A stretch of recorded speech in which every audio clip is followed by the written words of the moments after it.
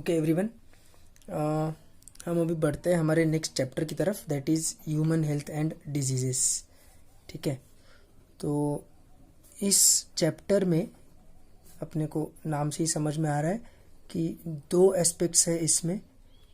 एक है हेल्थ वाला एस्पेक्ट और एक है डिजीजेस वाला एस्पेक्ट, है ना। तो हेल्थ वाले एस्पेक्ट में हमको देखना है सबसे इम्पोर्टेंट, सबसे पहले दैट इज़ अपना इम्यून सिस्टम, कि ये इम्यून सिस्टम क्या चक्कर है, ये हमको इस एस्पेक्ट में देखना है। दूसरा जो एस्पेक्ट है दैट इज़ डिजीजेस वाला, इस एस्पेक्ट में क्या है कि इसमें भी मतलब इसको भी हमने दो हिसाब में डिवाइड किया है। एक तो अपने नॉर्मल डिजीजेस जैसे मलेरिया, टाइफॉइड,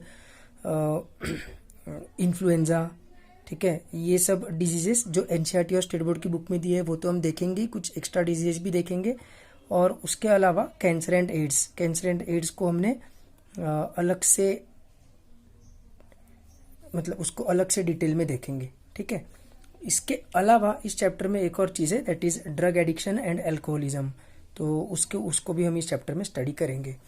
तो immune system, diseases and alcohol addiction and drug addiction, ये सब एस्पेक्ट्स हम देखेंगे।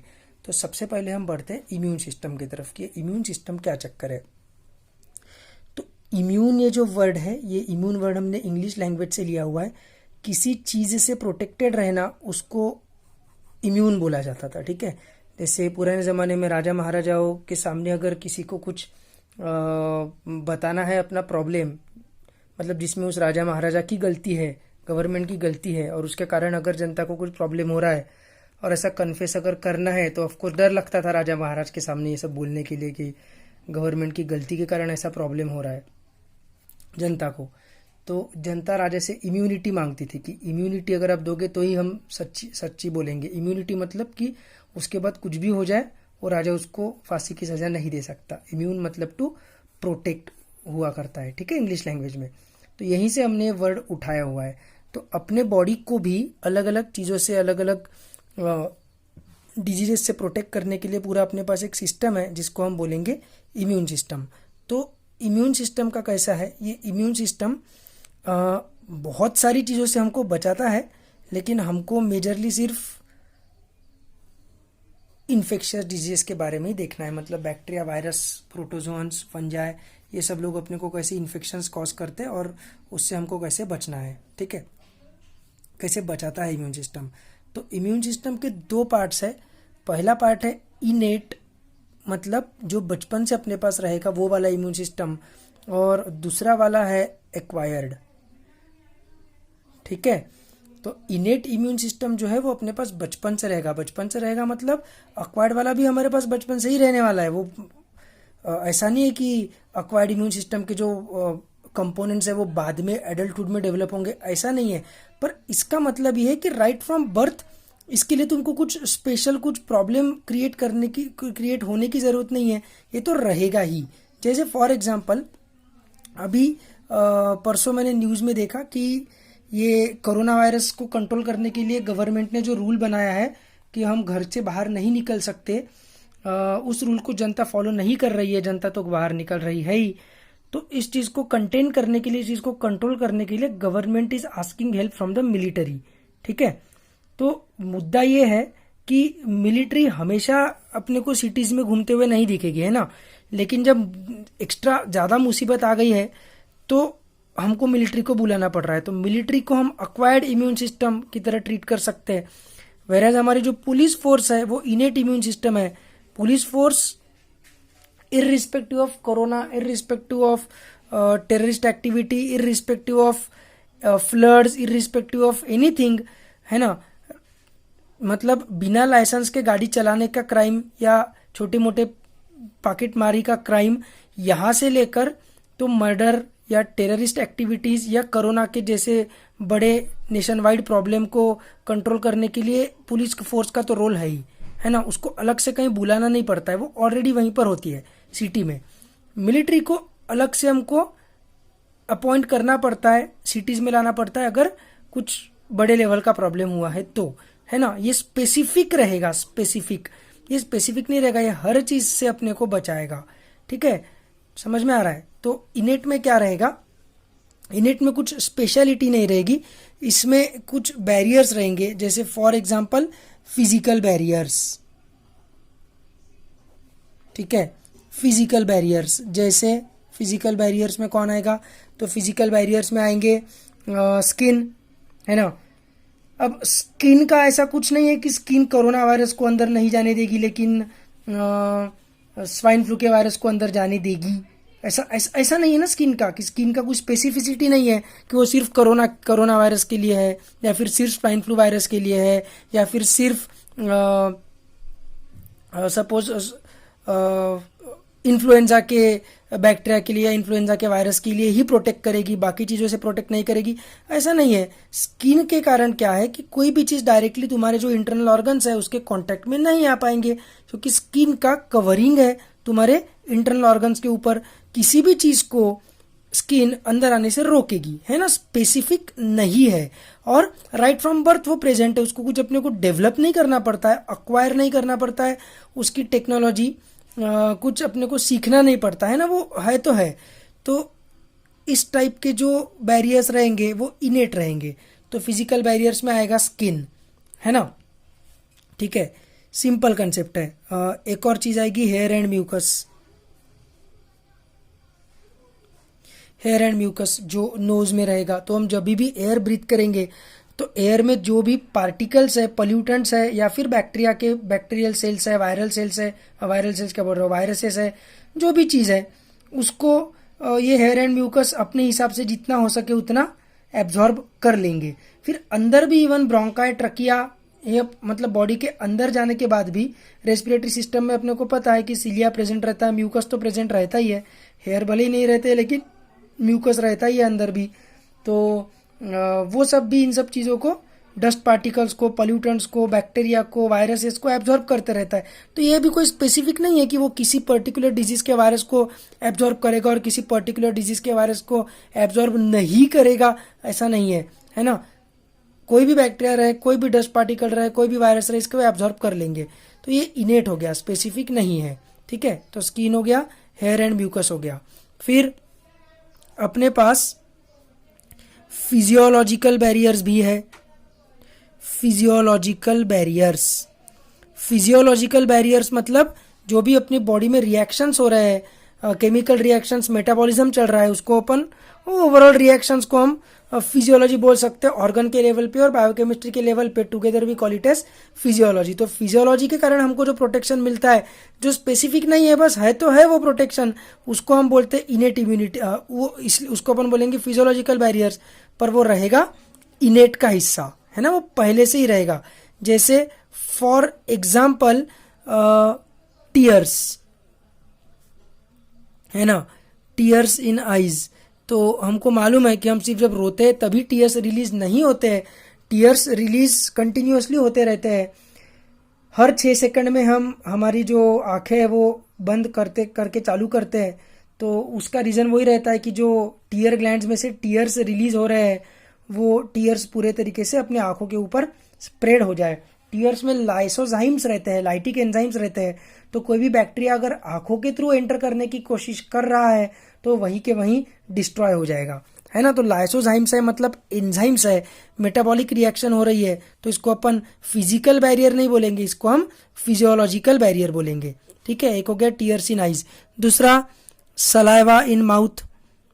अपने को मालूम है कि सलाइवा जो है उसमें अमाइलेज होता है ना, जो स्टार्च को डाइजेस्ट करता है। दूसरी बात, सलाइवा का काम सिर्फ डाइजेशन नहीं है, नॉर्मली भी मतलब 24 घंटा जब हम नहीं भी खाना खा रहे हैं तभी भी सलाइवा रिलीज होते ही रहता है। तो उस टाइम पे सलाइवा क्यों रिलीज होते रहता है, तो माउथ के थ्रू अगर कोई बैक्टीरिया वायरस अंदर एंटर करने की कोशिश करेगा तो ऑफकोर्स जो सलाइवा रहता है उसके सलाइवा के डाइजेशन के कारण वो सर्वाइव नहीं कर पाएगा। लेकिन ऐसे बहुत सारे बैक्टीरिया वायरसेस है जो सलाइवा के एंजाइम्स से बच जाते हैं। और ऐसा भी हो सकता है कि वो सलाइवा के कांटेक्ट में ही ना आए, अगर हम माउथ से ब्रीदिंग कर रहे हो तो सलाइवा के कांटेक्ट में ही नहीं आए, ऐसा भी किस्मत से हो सकता है। उनकी किस्मत अच्छी हो सकती है बैक्टीरिया की, लेकिन अपना डाइजेस्टिव सिस्टम कंटिन्यू होता है और अपने स्टमक में रहता है HCl, कंसनट्रेटेड HCl। हम लोगों को मालूम है कि उसका pH is as less as 1.8 which is extremely acidic pH। इतने एसिडिक pH का HCl अपने स्टमक में क्यों होता है? डाइजेस्टिव सिस्टम के पॉइंट ऑफ व्यू से उसका आंसर रहेगा कि जो डाइजेस्टिव एंजाइम्स है स्टमक के, उनको एक्टिवेट करने के लिए वो इनएक्टिवेटेड फॉर्म में रिलीज होते हैं और HCl उनको एक्टिवेट करता है, ऐसा तुम कहोगे। लेकिन वो तो डाइजेस्टिव सिस्टम के हिसाब से आंसर हो गया, but that is not the only reason. Evolution ने ऐसा ही सिस्टम क्यों इवॉल्व किया है कि स्टमक के एंजाइम्स को एक्टिवेट करने के लिए HCl लगे? ऐसा ही सिस्टम क्यों एक्टिवेट किया है? उसका रीजन ये है कि ये जो HCl है ये along with activation of digestive enzymes, जो भी बैक्टीरिया अपने डाइजेस्टिव सिस्टम के थ्रू एंटर कर रहे हैं उनको डिस्ट्रॉय कर देगा, है ना। इसलिए HCl को भी हम बोलेंगे फिजियोलॉजिकल बैरियर। फिर उसके अलावा lactic acid in vagina. Vagina जो है, वजाइना में लैक्टोबैसिलस के साथ म्यूचुअलिज्म होता है। लैक्टोबैसिलस को ह्यूमन फीमेल की body, human females vagina provides with glucose, और उस ग्लूकोज को लैक्टिक एसिड में कन्वर्ट करके the lactic acid bacteria that is lactobacillus helps the humans. तो कैसे होता है कि वजाइना में लैक्टिक एसिड होने के कारण इट बिकम्स एसिडिक।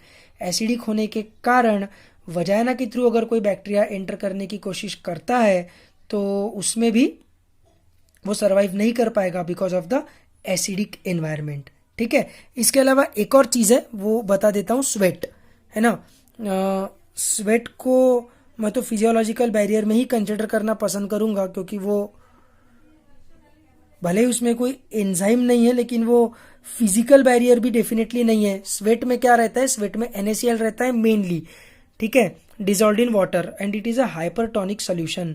तो हाइपरटोनिक सोल्यूशन होने के कारण क्या होता है? स्किन पे हमारे जो भी बैक्टीरिया है वो बैक्टीरिया का अचार बन जाता है। अचार बन जाता है मतलब हमने देखा है ट्रांसपोर्टिंग प्लांट चैप्टर में कि हाइपरटोनिक कंडीशन होने के कारण उसका जो साइटोप्लाज्म है वो सिकुड़ जाएगा, the cell will become plasmolysed, क्योंकि उसमें से पानी बाहर निकल जाएगा सेल में से, है ना। तो बैक्टीरिया को प्लाज्मोलाइज करके अपना हाइपरटोनिक सोल्यूशन जो स्किन पे प्रेजेंट है स्वेट के फॉर्म में, वो डिस्ट्रॉय कर देगा बैक्टीरिया को। ठीक है, तो skin and hair as well as mucus, ये फिजिकल बैरियर्स हो गए जो बैक्टीरिया को, वायरस को सीधा सीधा फिजिकली अंदर नहीं आने देंगे। एक दीवार के समान, है ना, बॉर्डर के समान सीधा सीधा बैरियर है, अंदर ही नहीं आने देंगे। फिजियोलॉजिकल बैरियर्स क्या करेंगे? अंदर आने से तो नहीं रोकेंगे, लेकिन अंदर आने के बाद उनको डिस्ट्रॉय कर देंगे। ठीक है, तो ये दो प्रकार के बैरियर्स तो एकदम बेसिक हो गए, एकदम सिंपल चीज़ है। इसके अलावा हमारे पास और दो प्रकार के बैरियर्स है इनेट इम्यून सिस्टम में। उसमें से तीसरा है सेल्यूलर बैरियर्स। सेल्यूलर बैरियर्स मतलब ऐसे बैरियर्स जो सेल ने तैयार किए। सेल ने तैयार किए मतलब जो सेल्स जो अपने को प्रोटेक्ट कर रहे हैं बैक्टीरियल इन्फेक्शन से। ठीक है, यहाँ पर कोई सेल्स नहीं थी, ये तो सीधा सीधा बॉर्डर है, दीवार बना के रख दी है हमने, और यहाँ पर एंजाइम्स या फिजिक्स, स्वेट के केस में फिजिक्स, यहाँ पर भी एसिडिटी के केस में फिजिक्स सीधा सीधा अपने को प्रोटेक्ट कर रहा है। कोई सेल्स यहाँ पर प्रेजेंट नहीं है, लेकिन सेल्यूलर बैरियर्स में सेल्स रहेगी जो हमको प्रोटेक्ट करेगी। ठीक है, सेल्यूलर बैरियर्स कैसे है ये अपन अभी देखते हैं। और उसके अलावा अपने पास है साइटोकाइन बैरियर्स या लिम्फोकाइन barriers.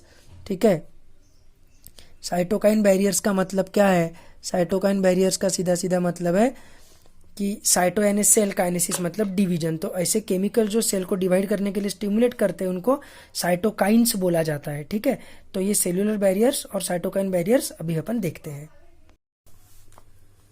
Before moving towards cellular barriers, एक बार जो भी सेल्स हमने सर्कुलेशन चैप्टर में रिवाइज कर लिए थे, सर्कुलेशन चैप्टर में जो देखे थे वो रिवाइज कर लेते हैं। तो सबसे पहले हमने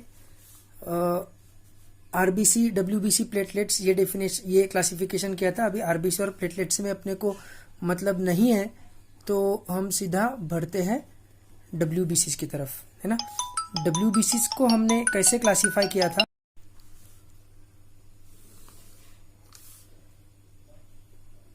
डब्ल्यूबीसी में हमने देखा था ग्रैन्युलोसाइट्स, है ना। फिर था ए ग्रेन्युलोसाइट्स, ठीक है। ग्रेन्युलोसाइट्स में हमने देखा था एसिडोफिल्स, इसका इम्यून सिस्टम में काम है नो डाउट, लेकिन फिलहाल अपने को इसका काम नहीं है। दूसरा हमने देखा था बेसोफिल्स, ठीक है। और तीसरा हमने देखा था न्यूट्रोफिल्स। इसमें से न्यूट्रोफिल्स जो था इसको हमने सर्कुलेशन पढ़ते वक्त याद रखने की ट्रिक देखी थी, ABCDEFGHIJKLM NOP। तो न्यूट्रोफिल्स का काम था फैगोसाइटोसिस, है ना। और P for phagocytosis, P for इसका न्यूक्लियस कैसा था, polymorpho nuclear. P for phagocytosis, P for polymorphic. Polymorphic मतलब मॉर्फो मतलब एक्सटर्नल अपीयरेंस, पॉली मतलब बहुत सारे, है ना। तो ABCD तो एसिडोफिल्स का न्यूक्लियस कैसा था, बायलोब्ड। हमने सर्कुलेशन चैप्टर में देखा था, तो अभी उसके ऊपर अपन टाइम वेस्ट नहीं करते। तो न्यूट्रोफिल्स का काम है फैगोसाइटोसिस, ठीक है। ए ग्रेनुलोसाइट्स में हमने देखा था दो चीजें, एक थे मोनोसाइट्स और दूसरा था लिम्फोसाइट्स।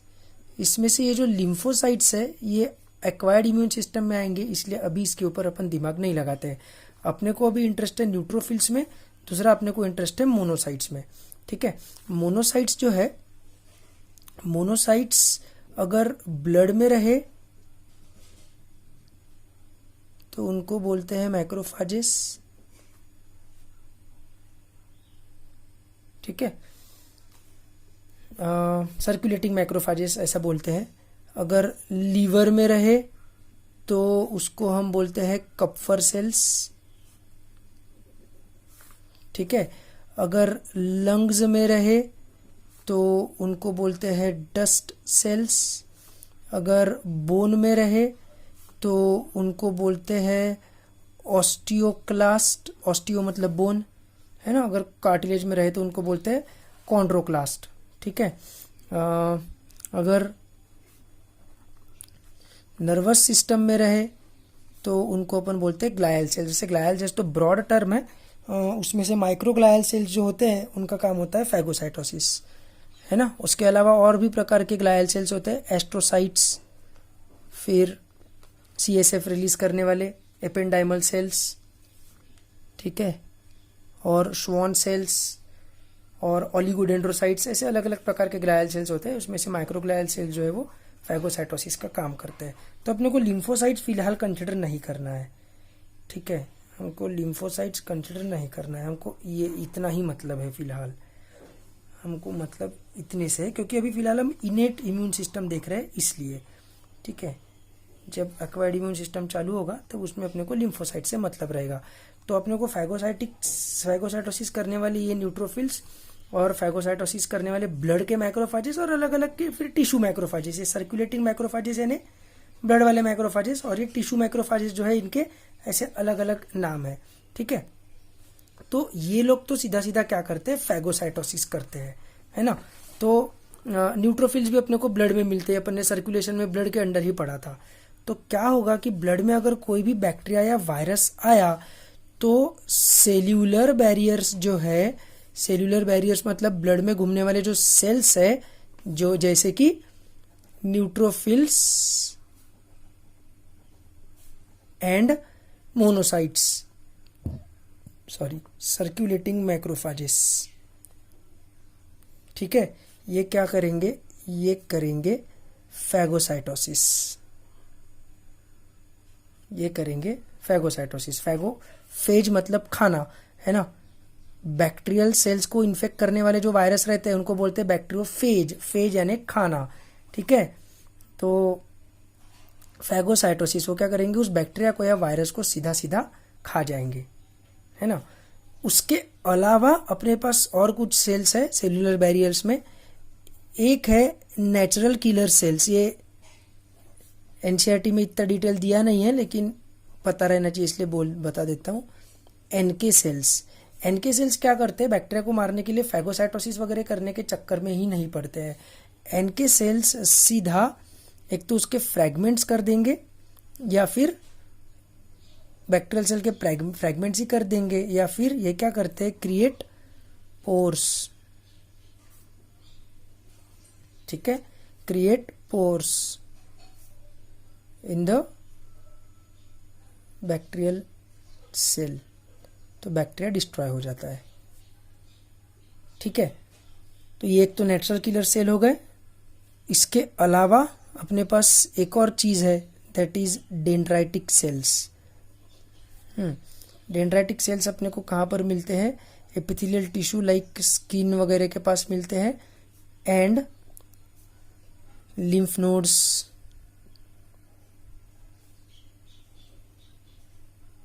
स्प्लीन।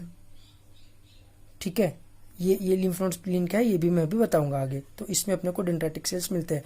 डेंड्राइटिक सेल्स भी एनसीईआरटी में मेंशन नहीं है, लेकिन ध्यान में रखना, इसका यूज मैं तुमको बताऊंगा बाद में। ठीक है, तो नेचुरल किलर सेल्स क्या करते हैं, natural killer cells create pores in the bacterial cell, सीधा बैक्टीरियल सेल को तोड़ ही डालते हैं, मतलब गड्ढा ही कर डालते हैं उसमें, उसको फैगोसाइटोसिस के वगैरह झंझट में ही नहीं पड़ते हैं।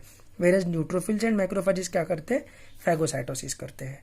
ठीक है, तो ये हो गए सेल्यूलर बैरियर्स, मतलब ब्लड में तुम्हारे या किसी ऑर्गन में, टिश्यू में भी तुम्हारे कोई बैक्टीरिया या वायरस आता है तो उनको सीधा सीधा फैगोसाइटोसिस करने वाली जो सेल्स है, तो वो फैगोसाइटोसिस कर देगी वो उस बैक्टीरिया का, तो बैक्टीरिया सर्वाइव नहीं कर पाएगा, है ना। तो इसलिए तुमको ये प्रोटेक्ट कर रहा है, तो ये सेल्यूलर बैरियर हो गया। सेल्यूलर लेवल पे कर रहा है, फिजिकल लेवल पे भी नहीं कर रहा है और ये फिजियोलॉजिकल लेवल पे भी नहीं कर रहा है, सेल्यूलर लेवल पे कर रहा है, इसलिए हम इनको बोलेंगे सेल्यूलर बैरियर्स। ठीक है, फिर मूविंग फॉरवर्ड एक और चीज अपन ने पिछले पेज पे देखी थी, दैट इज साइटोकाइन बैरियर्स। ये क्या चक्कर है, साइटोकाइन बैरियर्स। तो साइटोकाइन का अगर तुम जनरल मीनिंग देखोगे तो साइटोकाइन का जनरल मीनिंग है साइटो यानी सेल, काइनेसिस मतलब डिवीजन। तो सेल डी को डिवाइड करने के लिए स्टिमुलेट करने वाले जो केमिकल्स है उसको साइटोकाइन बोला जाता है।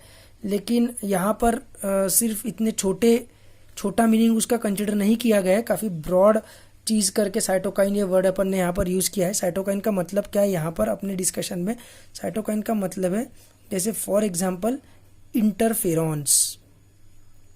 ठीक है, इंटरफेरॉन्स कौन रिलीज करता है, इंटरफेरॉन्स रिलीज करते हैं वायरस इन्फेक्टेड सेल्स। ठीक है, इंटरफेरॉन्स नाम के केमिकल्स है। इनको इंटरफेरॉन से नाम क्यों पड़ा, बिकॉज ये क्या करते हैं, वायरस का रेप्लिकेशन। वायरस खुद तो करता है नहीं, होस्ट सेल की मदद से ही करता है, लेकिन वो जो वायरस का जो भी होस्ट सेल में रेप्लिकेशन हो रहा है उसके साथ इंटरफेरेंस क्रिएट करता है। ठीक है, मतलब उसके साथ वो बेसिकली इंटरफेयर करता है, इसलिए इन केमिकल्स का नाम हमने रखा है इंटरफेरॉन्स। ठीक है, दूसरी चीज ये क्या करते हैं इंटरफेरॉन्स, ये सराउंडिंग सेल्स को, ये तो इसका एक काम हो गया। दूसरा ये क्या करते हैं, सराउंडिंग सेल्स को पहले ही वार्न कर देते हैं, किस चीज से, कि अपने बॉडी पे वायरल अटैक हो चुका है। किसने रिलीज किए हैं इंटरफेरॉन्स, वायरस इन्फेक्टेड सेल्स ने रिलीज किए हैं। तो आजू बाजू के सेल्स को जैसे ही इंटरफेरॉन्स कांटेक्ट में आते हैं, आजू बाजू के सेल्स को समझ जाता है कि बॉडी में वायरस का अटैक हो चुका है, और वायरस से लड़ने के लिए जो भी मशीनरी सेल्स के पास अवेलेबल है उसको वो स्टेप अप कर लेते हैं। ठीक है, डेवलप कर लेते हैं पहले ही, तो वायरस के अटैक से उनको प्रोटेक्शन मिल जाता है पहले से ही। तो ये इंटरफेरॉन्स हो गया। तो इसको, ये इस टाइप के जो केमिकल्स है इनको अपन कंसिडर करेंगे साइटोकाइन बैरियर में। अच्छा, इंटरफेरॉन्स के अलग अलग प्रकार रहते हैं, इस तो उनके अलग अलग फंक्शंस होते हैं, ये दो तो मेन फंक्शन है ही। इसके अलावा एक और फंक्शन इस इंटरफेरॉन टाइप के केमिकल्स का ये है कि वो हाइपोथैलेमस को जाके स्टिमुलेट करेंगे। हाइपोथैलेमस का काम है चीज़ों को, मतलब क्या कहेंगे हम, एक लेवल पे मेंटेन करके रखना, है ना, तो रेगुलेट करके रखना चीज़ों को। तो टेम्परेचर रेगुलेशन का भी काम जो है वो हाइपोथैलेमस का है ना, होम्योस्टेसिस जिसको हम बोलते हैं। तो हाइपोथैलेमस को स्टिमुलेट करके ये इंटरफेरॉन टाइप केमिकल्स है, इंटरफेरॉन्स बेसिकली क्या करेंगे, रेज द बॉडी टेम्परेचर करेंगे। ये रेज द बॉडी टेम्परेचर जो चीज़ है, दिस इज नथिंग बट, इसको अपन प्यार से क्या बोलते हैं, इसको हम प्यार से बोलते हैं बुखार आना या फीवर। तो ये जो फीवर है, this fever is nothing but an barrier और एक वे है इम्यून सिस्टम ने, अपने इनेट इम्यून सिस्टम ने क्रिएट किया हुआ। फीवर लाने से क्या फर्क पड़ने वाला है बॉडी को, क्या फायदा होने वाला है बॉडी को? फायदा ये होने वाला है फीवर आने से बॉडी को कि बॉडी का टेम्परेचर जब बढ़ जाएगा तो एंजाइम्स जो रहते हैं उनका ऑप्टिमम टेम्परेचर 37 डिग्री सेल्सियस रहता है। हमने बायोमोलिक्यूल्स में एंजाइम चैप्टर में देखा हुआ है। तो बॉडी का टेम्परेचर अगर बढ़ गया तो बैक्टीरिया जो अपने को इन्फेक्ट करते हैं उनके भी एंजाइम्स 37 डिग्री सेल्सियस वाले के ऑप्टिमम टेम्परेचर वाले ही होते हैं। तो उनके एंजाइम्स ठीक से काम नहीं कर पाते, तो उनका डिवीजन, मल्टीप्लिकेशन, जो भी उनकी एक्टिविटीज है बैक्टीरिया की, वो रुक जाती है ना। तो बैक्टीरिया के एफिशिएंसी को कम करने के लिए हम हमारे बॉडी का टेम्परेचर बढ़ाते हैं। ये भी इनेट इम्यून सिस्टम का ही हिस्सा होगा। लेकिन इससे हमारे बॉडी को फर्क नहीं पड़ेगा कि हमारा बॉडी का टेम्परेचर बढ़ जाएगा तो हमारे बॉडी के एंजाइम्स को बिल्कुल डेफिनेटली पड़ेगा, 100% पड़ेगा, ठीक है। लेकिन हमको सबसे पहला काम रहता है कि बैक्टीरिया का रिप्रोडक्शन रोकना हमको जरूर रहता है, इसलिए मजबूरी में हमको ये फीवर लाना पड़ता है। तो फीवर ये जो है ये कोई डिजीज नहीं है ना। Do not call fever as a disease. Fever क्या है? फीवर एक किसी डिजीज का सिम्टम है। Fever is not a disease, fever is a symptom of a particular disease, ठीक है। तो ये तो हो गया इनेट इम्यून सिस्टम। मुद्दा समझ में आ रहा होगा, आई होप आना ही चाहिए, उसमें कुछ अंडरस्टैंडिंग में ज़्यादा डिफिकल्टी होनी नहीं चाहिए। इनेट इम्यून सिस्टम वो सिस्टम है जिसमें किसी भी प्रकार का कोई अपने को सीखना नहीं पड़ रहा है। मतलब यंग बेबी रहे, न्यूबॉर्न बेबी रहे या 80 साल का बूढ़ा रहे, स्किन तो सब में रहने ही वाली है, पेट में HCl रहने ही वाला है, आंखों में टीयर्स रहने ही वाले हैं, है ना। तो ये जो फिजिकल एंड फिजियोलॉजिकल बैरियर्स है ये तो इनेट है, मतलब इसमें कुछ स्पेसिफिसिटी नहीं है कि किसी पर्टिकुलर बैक्टीरिया के अगेंस्ट है ना। लेकिन अक्वायर्ड इम्यूनिटी जो है, जिसको हम हमारे लाइफ में अक्वायर करते हैं, ये अक्वायर्ड इम्यूनिटी का ऐसा नहीं है, ठीक है। अक्वायर्ड इम्यूनिटी में क्या क्या चीजें हैं? अक्वायर्ड इम्यूनिटी में तो सबसे पहली चीज, अक्वायर्ड इम्यूनिटी स्पेसिफिक है। मतलब अक्वायर्ड इम्यूनिटी अगर मलेरिया के पैथोजन के अगेंस्ट एक्टिवेट हो गई तो वो सिर्फ मलेरिया के पैथोजन से लड़ने की ही तैयारी करेगी, ठीक है। अगर टाइफॉइड होता है तो टाइफॉइड के पैथोजन से लड़ने के लिए उसको अलग से फिर से एक्टिवेट होकर फिर से सब कुछ अपनी प्रोसेस फिर से करनी पड़ेगी, है ना। स्पेसिफिक है, ठीक है। दूसरा, इसमें डाइवर्सिटी तो है ही, ठीक है। मैंने एक बार रैंकर्स के क्लास में बताया था कि डाइवर्सिटी कितनी है अक्वायर्ड इम्यूनिटी की। बेसिकली एंटीबॉडीज, अच्छा एक चीज तुमको मैं सीधी बता देता हूँ, ये यहाँ पर याद रख लेना, acquired immunity is equal to antibodies. ऐसा एग्जाम में मत लिखना बिल्कुल, 11th वाले अगर तुम ये देख रहे हो वीडियो तो गलती से भी ऐसा कुछ एग्जाम में मत लिख कर आना, बोर्ड एग्जाम में। लेकिन ये चीज अपने को याद रखने का है, एंटीबॉडीज बोला तो सीधा सीधा वो अक्वायर्ड इम्यूनिटी ही रहेगा। इनेट इम्यूनिटी में एंटीबॉडीज कभी हो ही नहीं सकती है, एंटीबॉडीज अक्वायर्ड इम्यूनिटी में ही रहेगी और अक्वायर्ड इम्यूनिटी में एंटीबॉडी रहेगी ही रहेगी, ठीक है। एंटीबॉडीज के अलावा और भी तरीके हैं अक्वायर्ड इम्यूनिटी के फाइट करने के, लेकिन एंटीबॉडीज तो रहेंगे ही रहेंगे, एंटीबॉडीज को तुम कट नहीं कर सकते हो, ठीक है। तो एंटीबॉडीज जो बनेगी वो किसके अगेंस्ट बनेगी? तो एकदम सिंपल सी एक कंसेप्ट है, ठीक है। कोई भी एक बैक्टीरिया या वायरस तुम्हारे बॉडी में आता है, ठीक है। कोई भी एक बैक्टीरिया वायरस तुम्हारे बॉडी में आता है और उसके सरफेस पे कुछ ना कुछ प्रोटीन्स, ग्लाइकोप्रोटीन्स कुछ ना कुछ रहेगा ना। तो ये जो उसके सरफेस के जो ग्लाइकोप्रोटीन्स है, ठीक है, ये पैथोजन है। पैथो मतलब डिजीज, जेन मतलब टू गिव राइज टू, तो डिजीज कॉजिंग चीज को पैथोजन बोलते हैं। फिर वो बैक्टीरिया रहे, वायरस रहे, फंगस रहे, प्रोटिस्टा रहे, वर्म रहे, एस्केलमिंथेस, निमेथेलमिंथेस, निमेटोडा वो भी रहे, प्लेटिहेलमिंथ रहे, कुछ भी रहे, डजंट मैटर। डिजीज कॉज कर रहा है तो पैथोजन खत्म, ठीक है। मैं वायरस, बैक्टीरिया कुछ भी मेंशन नहीं कर रहा हूँ, बस पैथोजन बोल रहा हूँ। तो उसके सरफेस पे अगर बैक्टीरिया रहा तो सेल वॉल उसका सरफेस, अगर वायरस रहा तो उसका कैप्सिड मतलब उसका सरफेस, जो भी है उसके सरफेस पे जो प्रोटीन या ग्लाइकोप्रोटीन जो भी प्रेजेंट रहेगा वो रहेगा एंटीजेन। एंटीजेन ये वर्ड कहां से आ रहा है? एंटीजेन ये वर्ड आ रहा है एंटीबॉडी जनरेटर, ठीक है। एंटीबॉडी जनरेटर, जो एंटीबॉडी को जनरेट करेगा, वो एंटीबॉडी जनरेटर जनरेट करेगा मतलब ये प्रोटीन कुछ नहीं करेगा, लेकिन क्या होगा कि अपनी बॉडी जब ये एंटीजन को स्टडी करेगी तो इस एंटीजन के कॉम्प्लीमेंट्री एंटीबॉडीज तैयार करेगी। ठीक है, एंटीजन की कॉम्प्लीमेंट्री, कॉम्प्लीमेंट्री का मतलब क्या रहता है, जैसे लॉक एंड की रहता है। ठीक है, हर एक लॉक की एक कॉम्प्लीमेंट्री की है, सिर्फ वही की उसमें अटैच हो सकती है, बराबर। हर एक हार्मोन का अपना रिसेप्टर है, सिर्फ उसी रिसेप्टर पे वो हार्मोन अटैच होगा। हर एक एंजाइम का अपना एक सबस्ट्रेट है, सिर्फ वही सबस्ट्रेट उस एंजाइम पे जाके अटैच होगा, है ना। कोई भी एंजाइम किसी भी सबस्ट्रेट पे जाके, कोई भी सबस्ट्रेट कोई भी एंजाइम पे जाके अटैच नहीं होने वाला। जैसे लॉक एंड की है तो ये कॉम्प्लीमेंट्री हो गया। ठीक है, तो होमोलॉगस टाइप। ठीक है, तो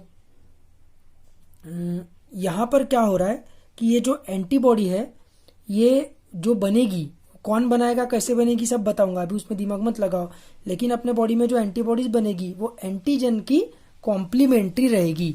कॉम्प्लीमेंट्री रहने के कारण क्या होगा कि उनके दोनों के बीच में फिजिकल बॉन्ड्स तैयार होंगे, एंटीजन और एंटीबॉडी के बीच में। फिजिकल बॉन्ड्स यानी फिजिकल बॉन्ड्स का मतलब होता है हाइड्रोजन बॉन्ड। ठीक है, जैसे हाइड्रोफोबिक इंटरेक्शन, ये सब फिजिकल बॉन्ड्स है, और आयनिक बॉन्ड, कोवेलेंट बॉन्ड, ये सब केमिकल बॉन्ड्स है। तो फिजिकल बॉन्ड्स तैयार होते हैं। तो क्या होता है कि एंटीबॉडीज ब्लड में रिलीज कर दी जाती है। एंटीबॉडीज ब्लड में रिलीज कर दी जाती है। एंटीबॉडीज का शेप वाई समान रहता है, द इंग्लिश लेटर वाई। तो एंटीबॉडीज क्या हो जाएगी, एंटीबॉडी कॉम्प्लीमेंट्री होने के कारण इस एंटीजन को अटैच हो जाएगी, है ना। फिर इसको एक और एंटीजन अटैच्ड है। ठीक है, फिर इधर एक और एंटीबॉडी अटैच हो गई, फिर इधर एक और एंटीजन अटैच हो गया, फिर इधर एक और एंटीबॉडी अटैच हो गई। ऐसे क्या हो जाएगा, एंटीजन, एजी मतलब एंटीजन, एंड एंटीबॉडी कॉम्प्लेक्स तैयार हो जाएगा। एंटीजन एंटीबॉडी कॉम्प्लेक्स तैयार हो जाएगा। तो क्या हो जाएगा कि ये जो बैक्टीरिया है या जो भी पैथोजन है वो इमोबाइल हो जाएगा, इमोबिलाइज्ड हो जाएगा, मूवमेंट नहीं कर पाएगा, सेल डिवीजन नहीं कर पाएगा, कुछ नहीं कर पाएगा।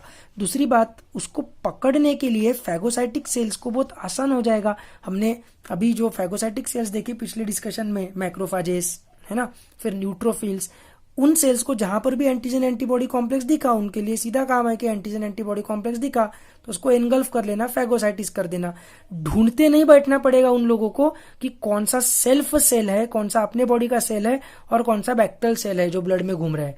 जहां पर कॉम्प्लेक्स दिखा सीधा उस पूरे कॉम्प्लेक्स को along with the antibody engulf कर लो, फैगोसाइटाइज कर लो। समझ में आ रहा है। तो ये एंटीबॉडी क्या कर रहे हैं, बैक्टीरिया या वायरस या जो भी है फंगस, उसको टैग कर रहे हैं, टैग कि ये देखो यहाँ पर अपने को बैक्टीरिया दिख रहा है, ये यहाँ पर फंगस है, ये यहाँ पर अपना पैरासाइट है, अपना यहाँ पर पैथोजन है, जो भी है, क्योंकि वहां पर एंटीबॉडी अटैच हो गई है। जहां पर कॉम्प्लेक्स मिलेगा सीधी बात रहेगी कि कॉम्प्लेक्स, एंटीजन एंटीबॉडी कॉम्प्लेक्स का सीधा सीधा मतलब है कि वहां पर बैक्टीरिया प्रेजेंट है। क्योंकि ये जो एंटीबॉडीज है ये क्या है, ये एंटीबॉडीज स्पेसिफिक है, ये आरबीसीज को जाके अटैच नहीं हो सकती, डब्ल्यूबीसीज को जाके अटैच नहीं हो सकती, ये सिर्फ पैथोजन को ही जाके अटैच होगी। ठीक है, दूसरी बात कि ये अगर मलेरियल पैथोजन, मलेरियल पैरासाइट के अगेंस्ट बनी हुई एंटीबॉडी है सपोज, तो वो सिर्फ और सिर्फ मलेरियल पैरासाइट को ही अटैच होगी, वो टाइफाइड के बैक्टीरियम को अटैच नहीं होगी। हर एक डिजीज का जो बैक्टीरिया या वायरस या पैरासाइट है, हर एक के एंटीजन अलग अलग रहेंगे, तो हर एक की एंटीबॉडी अलग अलग रहेगी। मतलब यहाँ पर क्या है, अपने पास डाइवर्सिटी है ना, मतलब यहाँ पर अपने पास है डाइवर्सिटी। ठीक है, अच्छा तीसरी चीज, अब जो भी ये वीडियोस देख रहे हो तुम में से, तुम बताओ कि तुम में से ऐसे कितने लोग होंगे जिनको अभी तक कभी जिंदगी में टाइफाइड हुआ ही नहीं होगा, है ना। तो टाइफाइड का बैक्टीरिया दिखता कैसे है, टाइफाइड के बैक्टीरिया के सरफेस पे किस प्रकार का एंटीजन है, ये तुम्हारे बॉडी को पता ही नहीं है। तो तुम्हारे बॉडी में टाइफाइड के अगेंस्ट एंटीबॉडीज प्रेजेंट नहीं है ना।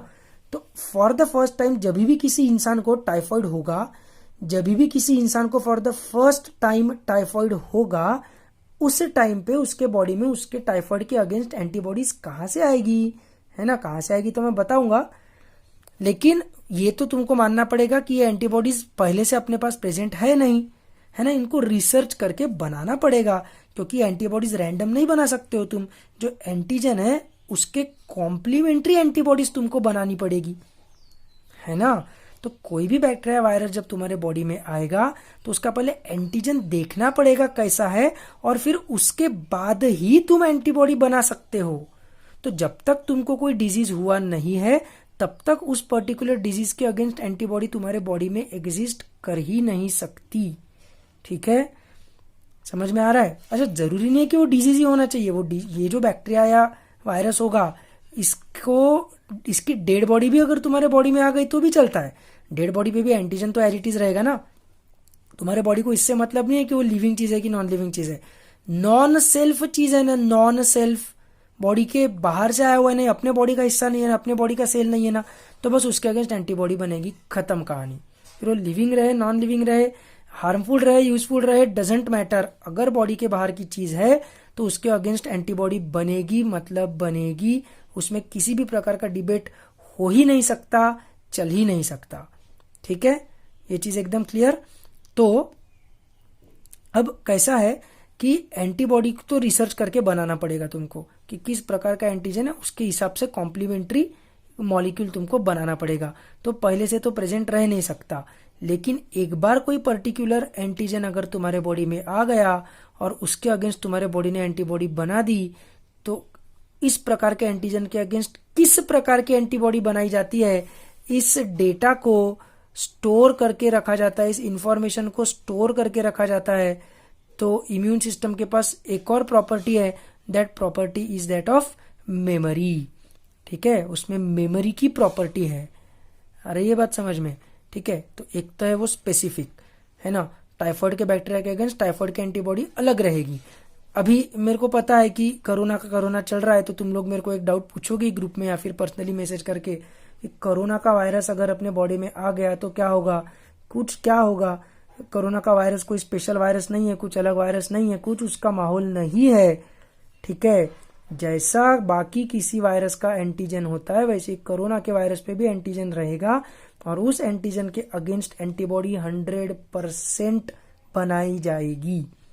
ठीक है, एंटीबॉडीज अपने बॉडी में बनेगी अगर कोरोना का वायरस अपने बॉडी में आ जाता है तो फिर अगर एंटीबॉडीज बन जाएगी तो कोरोना के वायरस को अटैच कर लेगी, कोरोना के वायरस को अटैच कर लेगी तो मैक्रोफेजेस उसको पटापट खत्म कर देंगे और डिजीज ठीक हो जाएगा। तो फिर कोरोना से लोग मर क्यों रहे हैं? सीधी बात है, लोग मर रहे हैं, लेकिन अगर तुम परसेंटेज देखोगे तो एक तो बहुत कम है, लोग ठीक भी हो रहे हैं, है ना, बिना दवाइयों के भी ठीक हो रहे हैं, या दवाई लेने के बाद बहुत जल्दी भी ठीक हो रहे हैं, लेकिन कुछ लोग मर भी रहे हैं। तो ऐसा क्यों? ऑफकोर्स डिपेंड करेगा कि तुम्हारा अक्वायर्ड इम्यून सिस्टम कितना स्ट्रांग है इसके ऊपर, है ना। ये जो रिसर्च करने की एक्टिविटी है, रिसर्च करके जो एंटीबॉडी बनानी है कॉम्प्लीमेंट्री, किसके कॉम्प्लीमेंट्री? इस एंटीजन के कॉम्प्लीमेंट्री। वो एंटीबॉडी कितनी फास्ट बनेगी, कितनी अच्छे से बनेगी, है ना। Antibodies are nothing but proteins, तो प्रोटीन्स के लिए ट्रांसलेशन करना पड़ेगा राइबोसोम्स में। तो तुम्हारा ट्रांसलेशन, तुम्हारा मेटाबॉलिज्म कितना फास्ट है, तुम्हारी बॉडी में एनर्जी कितनी है, इम्यून सिस्टम कितना स्ट्रांग है, ये सब चीजें मैटर करती है। ठीक है, तो अगर तुम्हारा अक्वायर्ड इम्यून सिस्टम वीक है, देखो इनेट इम्यून सिस्टम तो वीक होने का चांस नहीं है ना। ठीक है, तुम्हारे बॉडी में मैक्रोफेजेस की कमी है, न्यूट्रोफिल्स की कमी है, ऐसा कुछ हो सकता है, लेकिन at least physical barrier, physiological barriers, इसमें तो कुछ वीकनेस और स्ट्रेंथ का स्कोप नहीं है, वो तो है। ठीक है, लेकिन अक्वायर्ड इम्यूनिटी डेफिनेटली तुम्हारी वीक हो सकती है, एकदम 100%। अक्वायर्ड इम्यूनिटी के डिजीजेस भी होते हैं, जैसे स्किड, SCID, सीवियर, ठीक है, सीवियर है, और क्रॉनिक मतलब जो लंबे समय तक चलता है उसको क्रॉनिक बोलते हैं। I for immuno, D for deficiency, severe chronic immuno deficiency, ये एक डिजीज है। फिर AIDS, AIDS, acquired immuno deficiency syndrome. Acquired immunity तुम्हारी डेफिशिएंट हो जाती है, तुम्हारी अक्वायर्ड इम्यूनिटी खराब हो जाती है, उसको बोलेंगे अक्वायर्ड इम्यूनो डेफिशिएंसी सिंड्रोम और एड्स। सिंपल चीज है। ठीक है, अच्छा, स्किड और acquired immuno deficiency syndrome are not the only two things जहां पर तुम्हारी अक्वायर्ड इम्यून सिस्टम खराब रहेगा। नॉर्मली भी बिकॉज ऑफ जेनेटिक प्रीडिस्पोजिशन, खराब लाइफ स्टाइल, ठीक है, डाइट में प्रोटीन्स की कमी, विटामिन की कमी, प्रॉपर डिसिप्लिन फॉलो न करना हेल्थ के मामले में, इन सब चीजों के कारण भी इम्यून सिस्टम हमारा वीक हो सकता है। स्ट्रेस के कारण भी इम्यून सिस्टम वीक होता है। तो साइकोलॉजिकल कनोटेशंस भी है हमारे इम्यून सिस्टम के स्ट्रेंथ और वीकनेसेस के लिए। ठीक है। तो अक्वायर्ड इम्यून सिस्टम की ये चीजें समझ में आ रही है कि एंटीबॉडीज के अलावा और बहुत सारी चीजें हैं अक्वायर्ड इम्यूनिटी में, लेकिन एंटीबॉडीज है ही। एंटीबॉडीज के बिना अक्वायर्ड इम्यून सिस्टम एग्जिस्ट कर ही नहीं सकता। और एंटीबॉडीज सिर्फ और सिर्फ अक्वायर्ड इम्यून सिस्टम में ही का ही हिस्सा है, इसलिए मैंने ऐसा लिखा हुआ है। फिर से बोल रहा हूं, इसको गलती से भी बोर्ड एग्जाम में अपने को लिख कर नहीं आना है, ठीक है। बस एंटीबॉडी यानी अक्वायर्ड इम्यूनिटी, इतना याद रखो। तो इसके कैरेक्टरिस्टिक्स क्या क्या है, एक तो ये स्पेसिफिक है, दूसरा इसमें डाइवर्सिटी है। ये रैंकर की क्लास में एक बार मैंने बताया था कि 1.5 करोड़ अलग अलग प्रकार के बैक्टीरिया भी अगर अपने बॉडी में आ गए तो भी 1.5 करोड़ अलग अलग प्रकार की एंटीबॉडीज बना सकने की हमारे बॉडी की क्षमता है, ठीक है। तो डाइवर्सिटी एकदम भयानक है हमारे इम्यून सिस्टम की।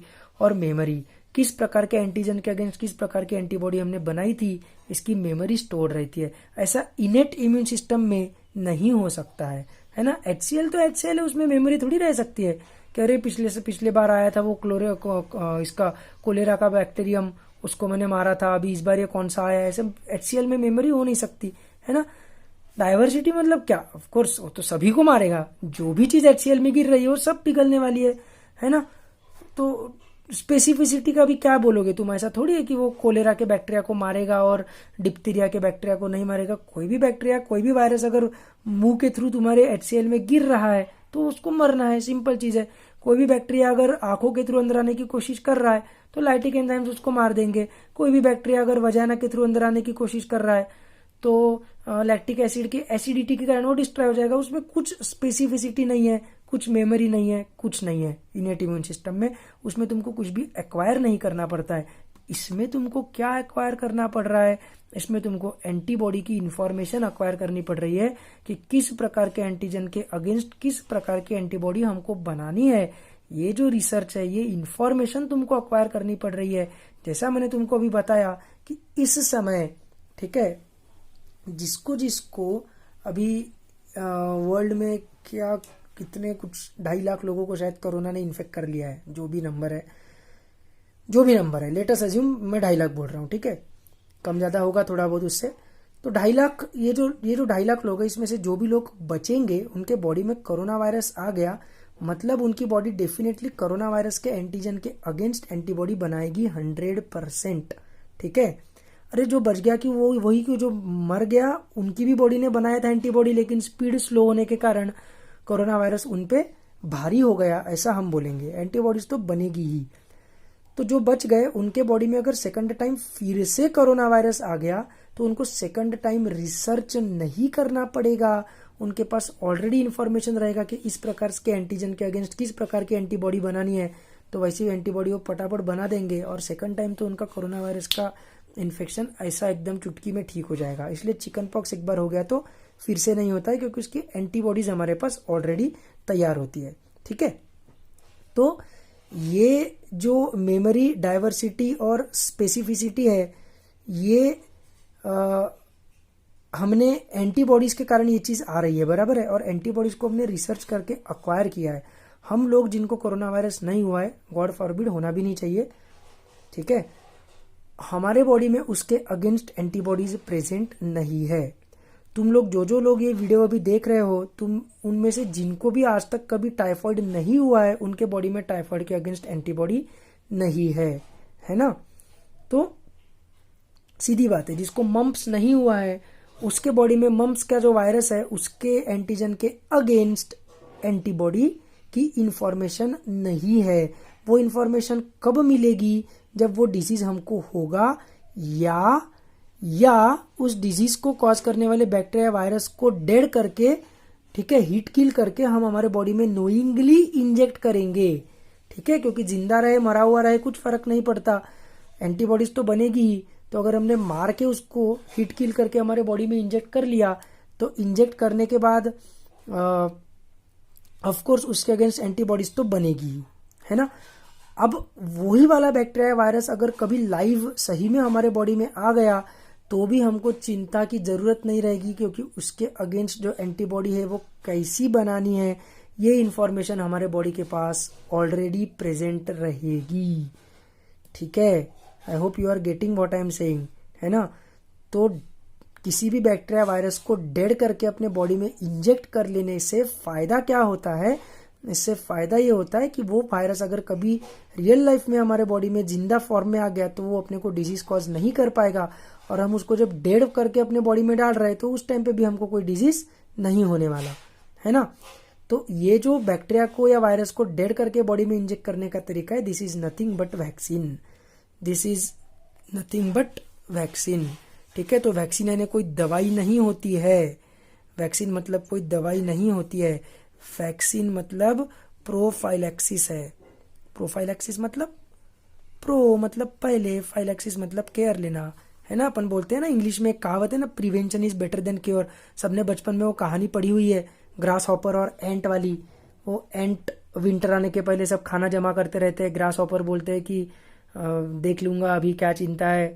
फिर जब विंटर आ जाता है तो एंट्स के पास, चींटियों के पास तो पर्याप्त अमाउंट में खाना स्टोर रहता है, लेकिन ग्रास हॉपर को फिर भूख से मरना पड़ता है ना। तो मुसीबत आने के बाद उसका सोल्यूशन ढूंढने से अच्छा है कि मुसीबत आने ही मत दो, prevention is better than cure, ऐसा हम बोलते हैं। तो vaccine are nothing but prophylaxis, कि पहले ही क्यों टाइफाइड होने तक राह देखनी है, टाइफाइड को जो बैक्टीरिया है उसके एंटीजन को अपने बॉडी में इंजेक्ट कर लो, ठीक है, तो उसके अगेंस्ट एंटीबॉडीज तो बन ही जाएगी। अगर कभी एक्चुअल में रियल वाला लाइव टाइफाइड का बैक्टीरिया बॉडी के अंदर आ भी गया तो भी वो कुछ कर नहीं पाएगा, क्योंकि हमने जो पहले ही जो एंटीजन इंजेक्ट कर लिया था डॉक्टर के पास जाके, उस एंटीजन के कारण हम लोग पहले ही एंटीबॉडी बना चुके हैं, और उस एंटीजन से के अगेंस्ट हम ऑलरेडी क्या कहेंगे हम उसको, प्रोटेक्टेड है, इम्यून है ना। तो वो एंटीजन वाला बैक्टीरिया भी हमको इन्फेक्शन कॉज नहीं कर पाएगा, मतलब बॉडी के अंदर तो आ जाएगा लेकिन हम तुरंत उसको डिस्ट्रॉय कर देंगे क्योंकि हमारे पास एंटीबॉडीज अवेलेबल है। This is possible because of memory. ठीक है, तो वैक्सीन कोई दवा नहीं है, vaccine is just the dead body और द ओनली द एंटीजन। ठीक है, पूरा सेल डालने की भी क्या जरूरत है, सिर्फ एंटीजन को भी इंजेक्ट किया जाता है। ठीक है, अलग अलग प्रकार के वैक्सीन होते हैं। ठीक है, तो अच्छा चलो एक छोटी सी एक चीज बता देता हूँ, ये वैक्सीन की शुरुआत कहाँ से हुई। तो एडवर्ड जेनर नाम का जो साइंटिस्ट था, एडवर्ड जेनर, उसको ध्यान में आया कि जिस पर्सन को काउपॉक्स हो गया है, काउपॉक्स जिस पर्सन को हो गया है उसको, ठीक है, cowpox patient cannot be infected with, उसका ये ऑब्जर्वेशन था कि अरे यार जिसको काउपॉक्स हो गया है उसको स्मॉल पॉक्स नहीं हो रहा है, उसको स्मॉल पॉक्स नहीं हो रहा है। ठीक है, तो इसका मतलब काउपॉक्स एक बार हो जाने से बॉडी में कुछ तो भी एक अपने को प्रोटेक्शन मिल जा रहा है स्मॉल पॉक्स के अगेंस्ट। क्या मिल रहा है, कैसे मिल रहा है, एडवर्ड जेनर को कुछ पता नहीं था, ना उसको एंटीजन पता था, ना एंटीबॉडी पता थी, ना इनेट immune system, acquired immune system, कुछ नहीं पता था। ये बस एक सिंपल ऑब्जर्वेशन था। तो उसने क्या किया कि जो भी काउपॉक्स से इन्फेक्टेड पेशेंट्स है उनके काउपॉक्स का वायरस वो निकाल लेता था, उस वायरस को हिट किल करके दूसरे लोगों को जिनको ना काउपॉक्स हुआ है ना स्मॉल पॉक्स हुआ है, कोई डिजीज नहीं हुआ है, उनमें वो काउपॉक्स का वायरस डाल देता था। तो क्या होता था उसके कारण कि उनके बॉडी में, अपने को आज के डेट में 21st सेंचुरी में 2020 में हमको पता है आज के डेट में कि क्या चल रहा है। काउपॉक्स और स्मॉल पॉक्स भाई भाई है, तो उनका एंटीजन सेम है, सेम नहीं तो भी बहुत ज्यादा सिमिलर है। ठीक है, तो उसके कारण क्या होता है कि काउपॉक्स का जो एंटीजन है, काउपॉक्स वायरस के ऊपर का एंटीजन, सरफेस के ऊपर का एंटीजन, उसके अगेंस्ट एंटीबॉडी बन जाती है। और फिर उसके बाद रियल में स्मॉल पॉक्स का लाइव वायरस अगर आ भी गया बॉडी में तो भी टेंशन नहीं है, क्योंकि एंटीजन सिमिलर है, क्योंकि ये दोनों सेम फैमिली को बिलोंग करने वाले वायरसेस है, भाई भाई है। तो वही वाला एंटीबॉडी ये स्मॉल पॉक्स के वायरस को भी अटैच हो जाता है, उसको पकड़ लेता है, एंटीजन एंटीबॉडी कॉम्प्लेक्स बना लेता है और उसको तुरंत अपने फैगोसाइटिक सेल्स डिस्ट्रॉय कर देते। तो स्मॉल पॉक्स अपने को नहीं हो पाएगा अगर अपने को एक बार काउपॉक्स हो गया होगा तो, या फिर हमने काउपॉक्स का वैक्सीन ले लिया होगा तो। ठीक है, समझ में आ रहा है। तो हम जो पोलियो वैक्सीन लेते हैं वो भी वही चीज है, पोलियो का जो वायरस रहता है उसी को हमारे माउथ के थ्रू बॉडी में छोड़ा जाता है, तो उसके अगेंस्ट एंटीबॉडीज तैयार हो जाती है। रियल में पोलियो का अगर आ भी गया वायरस तो भी अपने को डिजीज नहीं हो पाएगा, क्योंकि अपने पास एंटीबॉडीज ऑलरेडी प्रेजेंट है। वैसे पोलियो अभी इरेडिकेट हो चुका है इंडिया से, तो पोलियो के अगेंस्ट पता नहीं अभी भी गवर्नमेंट क्यों वैक्सीनेशन प्रोग्राम चलाती है, लेकिन polio has completely been eradicated. Smallpox has also been completely eradicated. ठीक है, तो ये चीज समझ में आ रही है। तो ये जो है ये हिस्ट्री है वैक्सीन की, ये पहला वैक्सीन था। ठीक है, फिर जैसे जैसे टेक्नोलॉजी डेवलप होते गई और हमारा बायोलॉजी का नॉलेज बढ़ते गया, वैसे वैसे हमको चीजें पता चलते गई कि ये ऐसा क्यों हो रहा है। ठीक है, तो फिर हमको ये सब चीजें धीरे धीरे पता चलने लग गई। फिर हमको समझ में आ गया कि एंटीजन के अगेंस्ट एंटीबॉडी अगर बन रही है तो हमको पूरा सेल इंजेक्ट करने की क्या जरूरत है भैया, सिर्फ इतना एंटीजन निकाल के डाल दो बॉडी के अंदर, सीधी बात है, उसके अगेंस्ट एंटीबॉडी बन जाएगी, अपना काम हो जाएगा। तो अलग अलग प्रकार के वैक्सीन होते हैं। ठीक है, कुछ होते हैं heat killed vaccine. Heat killed मतलब जिसमें बैक्टीरिया को या वायरस को हीट से खत्म कर दिया जाता है, मार दिया जाता है और फिर बॉडी में इंजेक्ट कर दिया जाता है। उसकी डेड बॉडी को बॉडी में अपने ह्यूमन बींग के बॉडी में इंजेक्ट करते हैं ब्लड में। तो वो क्या अपने को इन्फेक्शन तो कॉज नहीं करवा पाता है क्योंकि वो डेड है, खुद हीट किल्ड है, लेकिन फायदा अपने को ये होता है कि अपने बॉडी में उसके अगेंस्ट एंटीबॉडीज बन जाती है। तो इसको बोलेंगे हीट किल्ड वैक्सीन।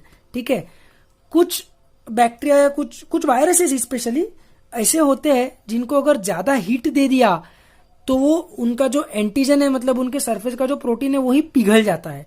तो तुमने अगर उनको किल करने की कोशिश किया, उनको अगर हीट देकर किल करने की कोशिश किया तो वायरस ही पिघल जाएगा, उसका एंटीजन ही पिघल जाएगा। फिर कैसे एंटीबॉडी बनाएगी तुम्हारी बॉडी, है ना। तो उसको हीट किल कर नहीं सकते, तो उसको क्या करते हैं, उसको हीट एटीन्यूएट करते हैं। हीट एटीन्यूएट मतलब बेहोश करना। वायरस कभी बेहोश नहीं हो सकता क्योंकि वो कॉन्शियस ही नहीं है, तो बेहोश कैसे होगा। लेकिन एटीन्यूएट मतलब उसका सीरियसनेस या उसका जो क्या कहेंगे इंटेंसिटी है वो कम कर देना। वो डिजीज कॉज नहीं कर पाएगा, लाइव रहेगा, मरेगा नहीं। हम उसको इतना गर्म नहीं करेंगे कि वो मर जाए, क्योंकि कुछ कुछ केसेस में there are different kinds of vaccine. I am telling you again, एक प्रकार का वैक्सीन क्या है, हीट किल्ड। ठीक है, सीधा हीट किल कर दो, डेड बॉडी को इंजेक्ट कर दो। ठीक है, उसमें कुछ वायरसेस के केस में प्रॉब्लम क्या होता है, उसको किल करने तक अगर तुम हीट करो तो उसका जो एंटीजन है वो क्या हो जाता है, पिघल जाता है। तो उस केस में हमको क्या करना पड़ेगा, हम उसको किल नहीं कर पाएंगे, हमको उसको हीट एटीन्यूएट करना पड़ेगा। ठीक है, उतना गर्म नहीं कर सकते कि वो मर जाए, क्योंकि उसमें उसका एंटीजन पिघल जाने का डर रहेगा, इसलिए हम उसको बस एटीन्यूएट करेंगे। तो ये भी एक प्रकार का वैक्सीन है। और तीसरे प्रकार का जो वैक्सीन है उसमें हम क्या करते हैं कि सिर्फ इतना जो एंटीजन है, इतने एंटीजन को बस रिलीज करते हैं बॉडी में, पूरे सेल को रिलीज करने की जरूरत नहीं है, है ना। तो अलग अलग प्रकार के वैक्सीन अपने पास होते हैं। ठीक है, ओके, तो वैक्सीनेशन की कंसेप्ट अपने को क्लियर हो रही है। वैक्सीनेशन मतलब कोई दवाई नहीं है। वैक्सीन मतलब नथिंग बट वो जो बैक्टीरिया या वायरस है उसकी डेड बॉडी या एटीन्यूएटेड कंडीशन या स्पेसिफिक वो वाला एंटीजन जिसके अगेंस्ट एंटीबॉडी बनती है, वो एंटीजन बॉडी में इंजेक्ट कर दो। अपने को बस एंटीबॉडी बनाने से मतलब है। कब इंजेक्ट करो, डिजीज होने के पहले ही, बचपन में ही कर दो, है ना। या अगर कोई कुछ फैल रहा है, कोई एपिडेमिक, तो उसका एंटीबॉडी अगर उसका वैक्सीन अगर प्रेजेंट है तो वैक्सीनेट कर दो जनता को, ताकि वो डिजीज होगा नहीं। तो this is the concept of vaccine. ध्यान रखना, वैक्सीन कोई दवा नहीं है, वैक्सीन प्रोफाइलैक्सिस है, प्रिवेंशन है, वो कोई क्योर नहीं है। ठीक है, वो कोई दवाई नहीं है।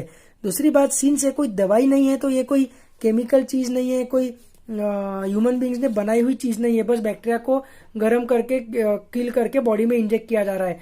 तो डेफिनेटली इसका कुछ प्रॉब्लम हमको हो नहीं सकता। हाँ, ज्यादा से ज्यादा क्या हो सकता है कि एंटीबॉडीज जब बनेगी तो बॉडी, अपनी जो बॉडी है, human body, human beings human body को थोड़ी समझता है कि ये डेड है कि लिविंग है, क्या है।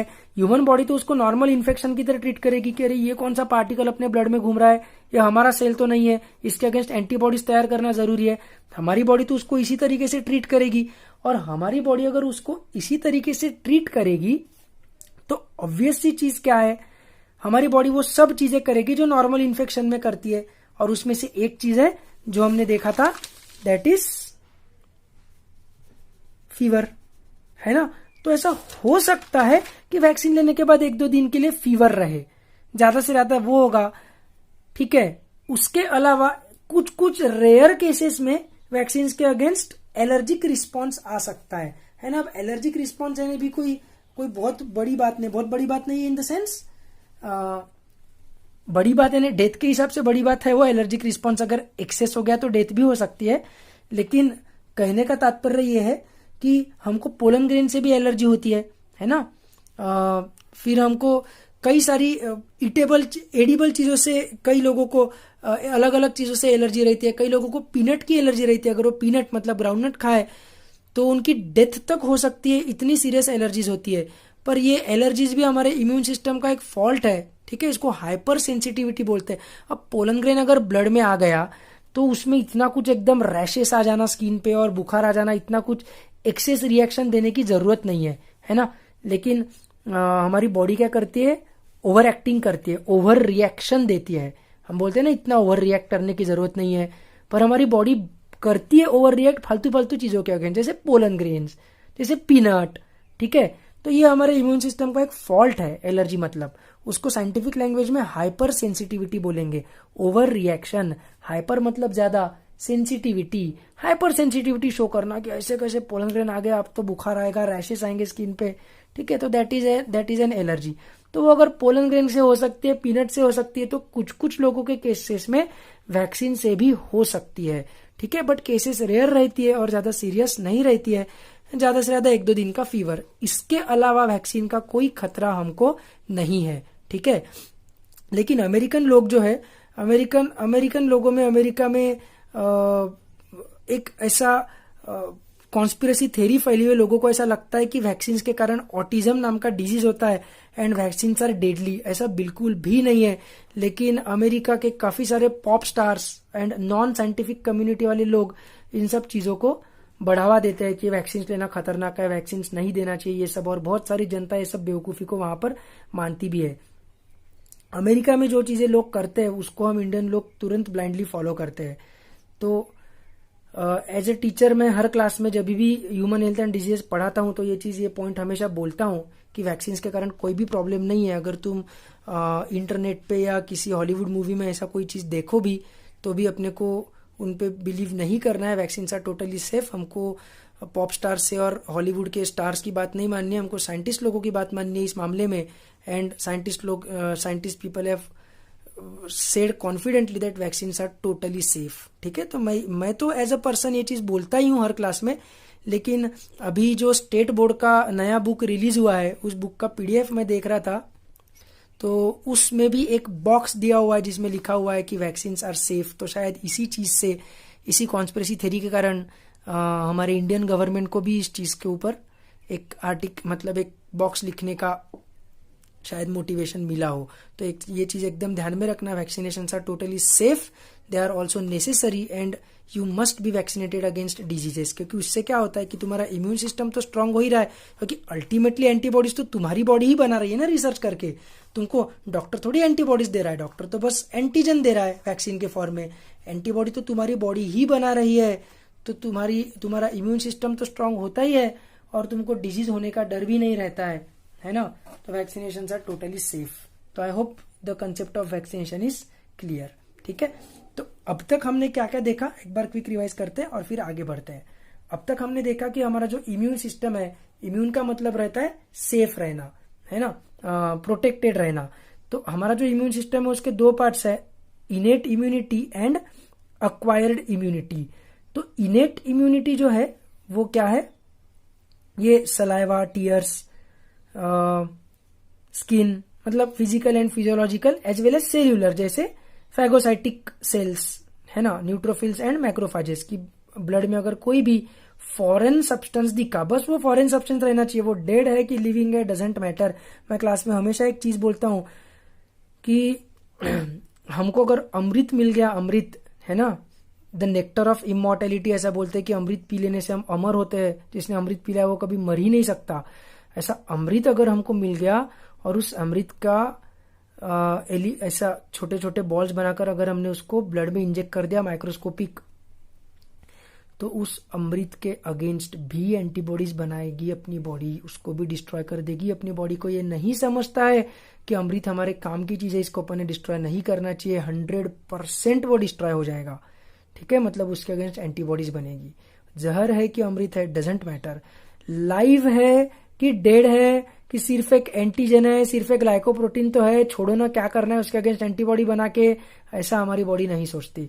बस वो नॉन सेल्फ रहना चाहिए, अपने बॉडी के बाहर का रहना चाहिए। सेल्फ प्रोटीन नहीं रहा तो उसके अगेंस्ट एंटीबॉडी बनेगी, मतलब बनेगी। फिर वो अमृत रहे, नेक्टर रहे या जहर रहे, लाइव रहे, डेड रहे, डजेंट मैटर। ठीक है, ये चीज अपने को एकदम क्लियर रहनी चाहिए, है ना। तो एंटीबॉडीज ये एकदम इंपॉर्टेंट हिस्सा है एक्वायर्ड इम्यूनिटी का, और एंटीबॉडीज सिर्फ एक्वायर्ड इम्यूनिटी में ही मिलेगी, इसलिए मैंने ऐसा लिखा है। ये चीज अपने को बोर्ड में नहीं लिखनी है, तीसरी बार बोल रहा हूं। जब मैं इसकी बोर्ड पैटर्न टेस्ट लूंगा, फ्रेशर्स के लिए बोल रहा हूं, जब मैं इसकी बोर्ड पैटर्न टेस्ट लूंगा तब अगर ये ऐसा किसी ने लिखा वहां पर तो देख लो फिर। ठीक है, बिल्कुल अपने को पेपर में लिखने का नहीं है, पर ये अपने को ध्यान में रखना है, एंटीबॉडीज एक्वायर्ड इम्यूनिटी का ही हिस्सा है, और एक्वायर्ड इम्यूनिटी एंटीबॉडीज के अलावा काम नहीं कर सकती। लेकिन ऐसा लिखना क्यों नहीं, क्योंकि एक्वायर्ड इम्यूनिटी में और भी चीजें हैं एंटीबॉडीज के अलावा। ठीक है, डायरेक्ट सेल्स भी है एक्वायर्ड इम्यूनिटी में, जो डायरेक्टली जाके बैक्टीरिया को डिस्ट्रॉय करती है, नेचुरल किलर सेल्स के समान। जैसे अपनी इधर नेचुरल किलर सेल्स है ना, जो सीधा जाके डिस्ट्रॉय कर रही है, फैगोसाइटोसिस का वगैरह भी टेंशन नहीं है, वैसा डायरेक्टली जाकर डिस्ट्रॉय कर सकने वाली सेल्स भी एक्वायर्ड इम्यून सिस्टम में भी अवेलेबल है। तो सिर्फ एंटीबॉडीज के भरोसे पे नहीं है एक्वायर्ड इम्यून सिस्टम, इसलिए ये लिखना गलत है। ठीक है, लेकिन एंटीबॉडीज एक मेजर हिस्सा है एक्वायर्ड इम्यून सिस्टम का। ठीक है, तो ये 3 पॉइंट्स भी शायद समझ में आ रहे हैं, एकदम इजी सी चीज है, इसमें कुछ भी मुश्किल ऐसा है नहीं। एंटीबॉडीज का शेप मैंने कैसे बताया, वाई शेप बताया, उसका डिटेल स्ट्रक्चर अपन देखते हैं नो डाउट, लेकिन जनरल उसका स्ट्रक्चर वाई शेप रहेगा। वैक्सीन की कंसेप्ट भी आई होप समझ में आ गई। Vaccine is a prophylaxis वाली चीज, it is not, it has got nothing to do with cure. वो क्योर नहीं है। अगर डिजीज हो ही गया तुमको, तुमने वैक्सीन नहीं लिया है और तुमको डिजीज हो गया, तो अब वैक्सीन लेकर कोई फायदा नहीं। अब तो उसका एंटीजन लाइव आ गया है, अब डेढ़ एंटीजन लेकर क्या करोगे, अब दवाई लेनी पड़ेगी, अब क्योर करना पड़ेगा। Cure is different, prevention is different. ठीक है, तो बढ़ते हैं और आगे की कंसेप्ट की तरफ एक्वायर्ड इम्यून सिस्टम के। ओके, तो बढ़ते हैं आगे। जैसे मैंने बोला कि एंटीबॉडीज के अलावा और भी कुछ चीजें हैं एक्वायर्ड इम्यूनिटी में, और मैंने बोला था कि एंटीबॉडीज कहाँ तैयार होती है और कैसे तैयार होती है, रिसर्च कैसे होता है, ये भी बताऊंगा। तो वो वाला एस्पेक्ट अभी देखते हैं, है ना। हमने जब सेल्यूलर बैरियर्स देखे थे इनेट इम्यून सिस्टम के, तो उसमें हमने WBCs को ऐसे डिवाइड किया था, ये हमने सर्कुलेशन चैप्टर में देख लिया है। उसमें हमने लिम्फोसाइट्स को कट कर दिया था, और लिम्फोसाइट्स को कट करने का हमारा रीजन हमने बोला था कि एक्वायर्ड इम्यून सिस्टम का हिस्सा है, हम इसको अभी इनेट इम्यून सिस्टम के सेल्यूलर बैरियर्स में नहीं देखेंगे, है ना। तो अभी हम इसको एक्वायर्ड इम्यून सिस्टम के अंडर लिम्फोसाइट्स को देखते हैं। अब ये जो लिम्फोसाइट्स है, ये इनको लिम्फोसाइट्स क्यों बोला जाता है, क्योंकि लिम्फ नोड्स में मिलते हैं, सिंपल। ठीक है, इसलिए इनको लिम्फोसाइट्स बोला जाता है। ये लिम्फोसाइट्स 2 प्रकार के हैं। ठीक है, एक है बी सेल्स, बी लिम्फोसाइट्स, और दूसरा प्रकार है टी सेल्स या टी लिम्फोसाइट्स। ये भी मैंने सर्कुलेशन के वक्त बताया था। सर्कुलेशन के वक्त एक और चीज मैंने बताई थी, वो फिर से अच्छे से बता रहा हूं, एकदम ध्यान से सुनेंगे। टी सेल्स का नाम टी सेल्स क्यों है?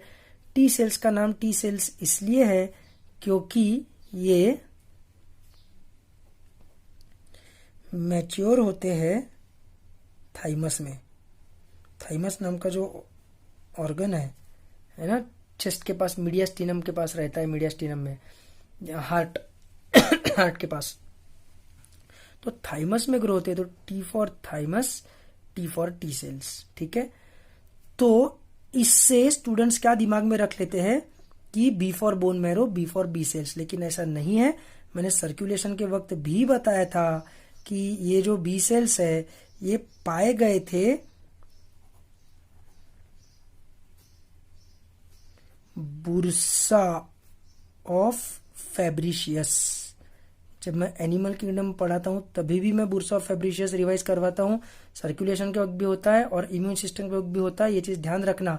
बुर्सा ऑफ फैब्रिशियस देखो एनिमल किंगडम के पॉइंट ऑफ व्यू से और इवोल्यूशन के पॉइंट ऑफ व्यू से क्या होता है कि बर्ड्स में बोन जो होते हैं वो हॉलो होते हैं, है ना।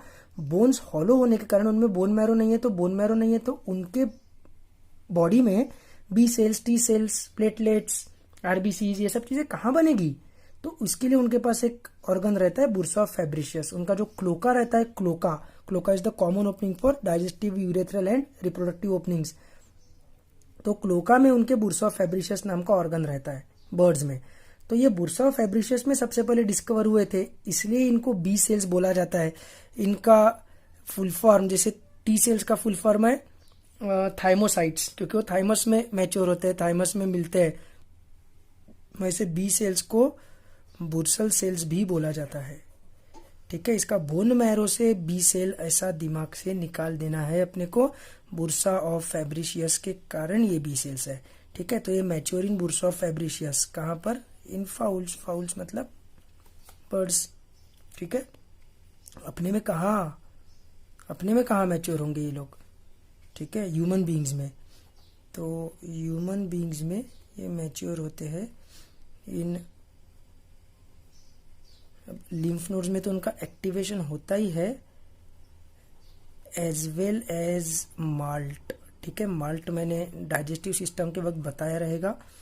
म्यूकोसा, अपना जो डाइजेस्टिव सिस्टम है उसको अगर अपन काटेंगे और ऐसा देखेंगे तो अपने को सर्कल दिखेगा, है ना। अपने स्टमक को, इंटेस्टाइन को ऐसे काटा और ऊपर से देखा तो अपने को सर्कल दिखेगा। सबसे सेंटर में रहेगा ल्यूमेन, है ना। सबसे बाहर का लेयर मतलब सेरोसा, फिर सेरोसा के नीचे मस्क्यूलरिस, फिर सब म्यूकोसा और फिर म्यूकोसा। तो वो वाला जो म्यूकोसा है उसके साथ उसमें जो प्रेजेंट लिम्फॉइड टिश्यू है, लिम्फॉइड टिश्यू का मतलब है जिसमें लिम्फोसाइट्स अपने को मिलेंगे, है ना। तो म्यूकोसा एसोसिएटेड लिम्फॉइड टिश्यू को अपन बोलते हैं मेल्ट। ठीक है, तो mature in lymph nodes as well as in melt. ठीक है, तो इनका जो बी सेल्स का बी है ये बुर्सा से आया हुआ है, इनका टी सेल्स का टी थाइमस से आया हुआ है, क्योंकि अब उनके मैच्योरेशन के हिसाब से। ठीक है, फॉर्मेशन तो इनका भी और इनका भी बोन मैरो में ही है। इनका भी फॉर्मेशन बोन मैरो में है, इनका भी फॉर्मेशन बोन मैरो में है। प्लीज ये दिमाग से निकाल दो कि ये बोन मैरो में फॉर्म होते हैं और ये थाइमस में फॉर्म होते हैं, ऐसा कुछ अगर दिमाग से होगा तो प्लीज निकाल दो। ये भी बोन मैरो में फॉर्म होते हैं, ये भी बोन मैरो में फॉर्म होते हैं, ये मैच्योर थाइमस में होते हैं, ये बर्ड्स में बुर्सा ऑफ फैब्रिशियस में मैच्योर होते हैं और बर्ड्स में सबसे पहले डिस्कवर हुए थे, इसलिए इनका नाम बी सेल्स है। ठीक है, बोन मैरो में इनका मैच्योरेशन नहीं हो रहा है, हमें ह्यूमन बीइंग्स में वो मेल्ट में हो रहा है as well as lymph nodes में हो रहा है। ठीक है, मेन तो मेल्ट ही है, वैसे मेन तो मेल्ट ही है। लिम्फ नोड्स में तो एक्टिवेशन होता है, मेन जो मैच्योरेशन होता है वो तो मेल्ट में होता है। और 50% of the total lymphoid tissue in the body है, एनसीईआरटी की लाइन है। ठीक है, याद रखना 50% ये जो म्यूकोसा एसोसिएटेड लिम्फॉइड टिश्यू है, जितना भी लिम्फॉइड टिश्यू है हमारे बॉडी में, क्या क्या है हमारे लिम्फॉइड टिश्यू में, लिम्फॉइड टिश्यू में आएगा अपने थाइमस, फिर पेयर्स पैचेस, डाइजेस्टिव सिस्टम में बताया रहेगा। पेयर्स पैचेस मतलब वही हो गया म्यूकोसा एसोसिएटेड लिम्फॉइड टिश्यू, फिर स्प्लीन, है ना, लिम्फ नोड्स, ये सब लिम्फॉइड टिश्यूज है। ठीक है, ये सब क्या है, लिम्फॉइड टिश्यूज है। तो लिम्फॉइड टिश्यू में जितना भी लिम्फॉइड टिश्यू अपने बॉडी में प्रेजेंट है उसमें से 50% of lymphoid tissue is mucosa associated lymphoid tissue, एकदम अच्छे से ध्यान में रखना। ठीक है, दूसरी बात, बोन मैरो और थाइमस ये सब प्राइमरी लिम्फॉइड टिश्यूज है, प्राइमरी लिम्फॉइड टिश्यूज। ठीक है, इनमें प्राइमरी मैच्योरेशन होगा चीजों का। Whereas spleen and lymph nodes are secondary lymphoid tissues, उनमें एक्टिवेशन होगा। जैसे मैंने अभी बी सेल्स का भी बताया कि मेल्ट में तो मेनली वो मैच्योर हो रहे हैं, लिम्फ नोड्स में तो बस उनका एक्टिवेशन होता है। एक्टिवेशन मतलब क्या, मैं बता रहा हूँ आगे, नीड नॉट वरी, लेकिन ध्यान में रखना कि thymus and bone marrow are primary lymphoid tissues, NCERT में भी दिया है। ठीक है, whereas spleen and lymph nodes are secondary lymphoid tissues. क्यों वो सेकेंडरी है, क्योंकि अब तक स्प्लीन और लिम्फ नोड का कुछ नाम आया है क्या? अब तक जो अपन ने बेसिक देखा उसमें स्प्लीन और लिम्फ नोड का अब तक कुछ नाम भी नहीं आया है है ना। ये जो आया है ये तो मैं बोल रहा हूँ कि इसमें तो एक्टिवेशन होता है, मेन तो मैल्ट है, ये मैंने तीसरी बार बोला है अभी, है ना। तो फिर लिम्फ नोड्स और स्प्लीन करते क्या है, वो सेकेंडरी फंक्शन करते हैं। क्या फंक्शन करते हैं बता रहा हूं मैं, डू नॉट वरी। बाकी I hope this is clear, ठीक है। B cells, T cells, okay. Now moving further, होता क्या है, अब अपन देखते हैं system.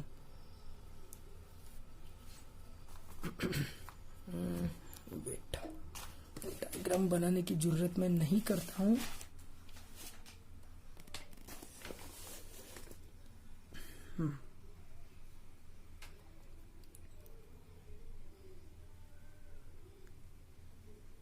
This is a lymph node, ठीक है। ये पहला ए वाला, बी वाला फिर उसका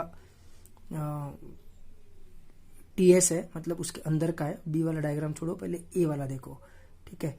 बी वाला देखना ही नहीं है, मतलब तुमको पहले क्या ए वाला ही देखना है तुमको। हाँ, यहाँ पर अपने को इस डायग्राम में दिख रहा है कि लिम्फेटिक वेसल्स। अच्छा, लिम्फेटिक वेसल्स क्या है, अपन ने देखा हुआ है ना। 11th वालों को भी स्ट्रक्चरल ऑर्गेनाइजेशन के वक्त मैंने लिम्फेटिक वेसल्स का पूरा डिक्टेशन भी करवाया था, if you remember. Lymphatic vessels क्या करते हैं, जो भी डेब्रीज है उसको उठाते हैं, है ना, through out the body, solid particles को, और उसको फिर लिम्फ नोड्स में लेकर आते हैं। लिम्फ नोड्स कहाँ कहाँ प्रेजेंट है, लिम्फ नोड्स पूरे बॉडी में प्रेजेंट है, लेकिन वो ज्यादा अमाउंट में प्रेजेंट कहाँ पर है, ज्यादा अमाउंट में प्रेजेंट है नेक रीजन में, ग्रोइन रीजन में, आर्मपिट रीजन में, ठीक है। बाकी वो प्रेजेंट तो थ्रू आउट द बॉडी है, तो लिम्फ नोड्स में वो लेकर आते हैं। अब लिम्फ नोड्स में आने के बाद क्या होता है, तो लिम्फ नोड्स में ये देखो, ये एफरंट, एफरंट मतलब आने वाला, A for efferent, A for आना, है ना। तो ये एक लिम्फेटिक वेसल आया, ये लिम्फेटिक वेसल आया, ये लिम्फेटिक, बॉडी के अलग अलग पार्ट से लिम्फ नोड के पास लिम्फेटिक वेसल्स आ रहे हैं। ये लिम्फेटिक वेसल्स आ रहे हैं येलो वाले, है ना, सॉरी येलो वाले, यहां तक ये सब लिम्फेटिक वेसल्स से फैल रहे हैं। ये जो ब्राउन कलर की डंडिया है बीच बीच में, ये ट्रेबिक्यूले है, ट्रेबिक्यूले, ठीक है, जो इस लिम्फ नोड को अलग अलग चेम्बर्स में 1 2 3 4 5 ऐसे अलग अलग चेम्बर्स में डिवाइड कर रहा है, ठीक है, उसको ट्रेबिक्यूले बोलेंगे। और जो ब्राउन कलर का रीजन है ये कैप्सूल है, कैप्सूल, ये कैप्सूल, ये जो ब्राउन कलर का रीजन है दिस इज द कैप्सूल, उसने लिम्फ नोड को कवर करके रखा है। Spleen is nothing but the largest lymph node, तो स्प्लीन का भी स्ट्रक्चर ऐसा ही होता है, ठीक है। स्प्लीन में भी ऐसा कैप्सूल होता है, और उसमें से कैप्सूल में से ऐसी फाइबर्स नीचे जाके अंदर का जो कैविटी है उसको डिवाइड करते हैं इनटू वेरियस चेम्बर्स, स्प्लीन में भी। तो ये लिम्फ नोड है, spleen is nothing but largest lymph node, ठीक है। तो ये लिम्फेटिक वेसल्स आए, देखना ये जो लिम्फेटिक वेसल्स आए ये अंदर लिम्फ नोड के जा ही नहीं रहे हैं, ये सिर्फ ऐसे बाहर बाहर ही कैप्सूल के अंदर ही प्रेजेंट है। और फिर ये सब लिम्फ वेसल्स फ्यूज होकर इफरंट, ए मतलब आने वाला, ई मतलब एग्जिट, ठीक है।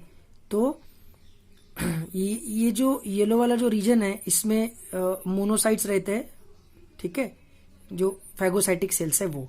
और फिर ये जो लिम्फ कहाँ गए, हाँ, ये जो लिम्फेटिक सिस्टम ने, लिम्फ वेसल्स ने जो भी सॉलिड पार्टिकल्स उठा के लाया है लिम्फ नोड में, आई होप सबको याद है, सर्कुलेशन में या फिर स्ट्रक्चरल ऑर्गेनाइजेशन में पढ़ा हुआ है ना।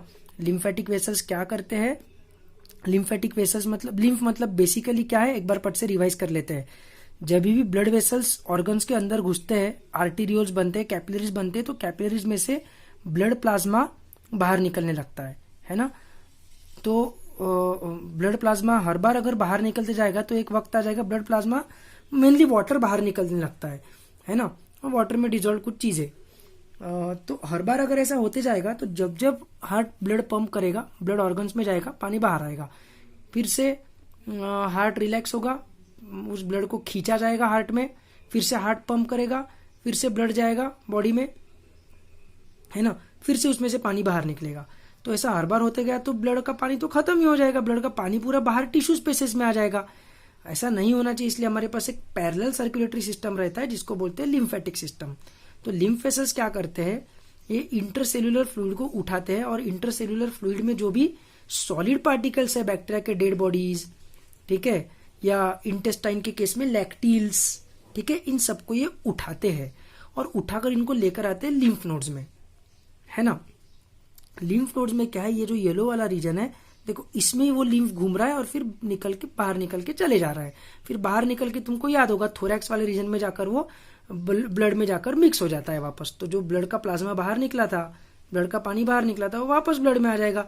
फिर से ब्लड को हार्ट पंप करेगा, फिर से ब्लड ऑर्गन्स में जाएगा आर्टरीज के फॉर्म में। Arteries will split into arterioles, arterioles will split into capillaries.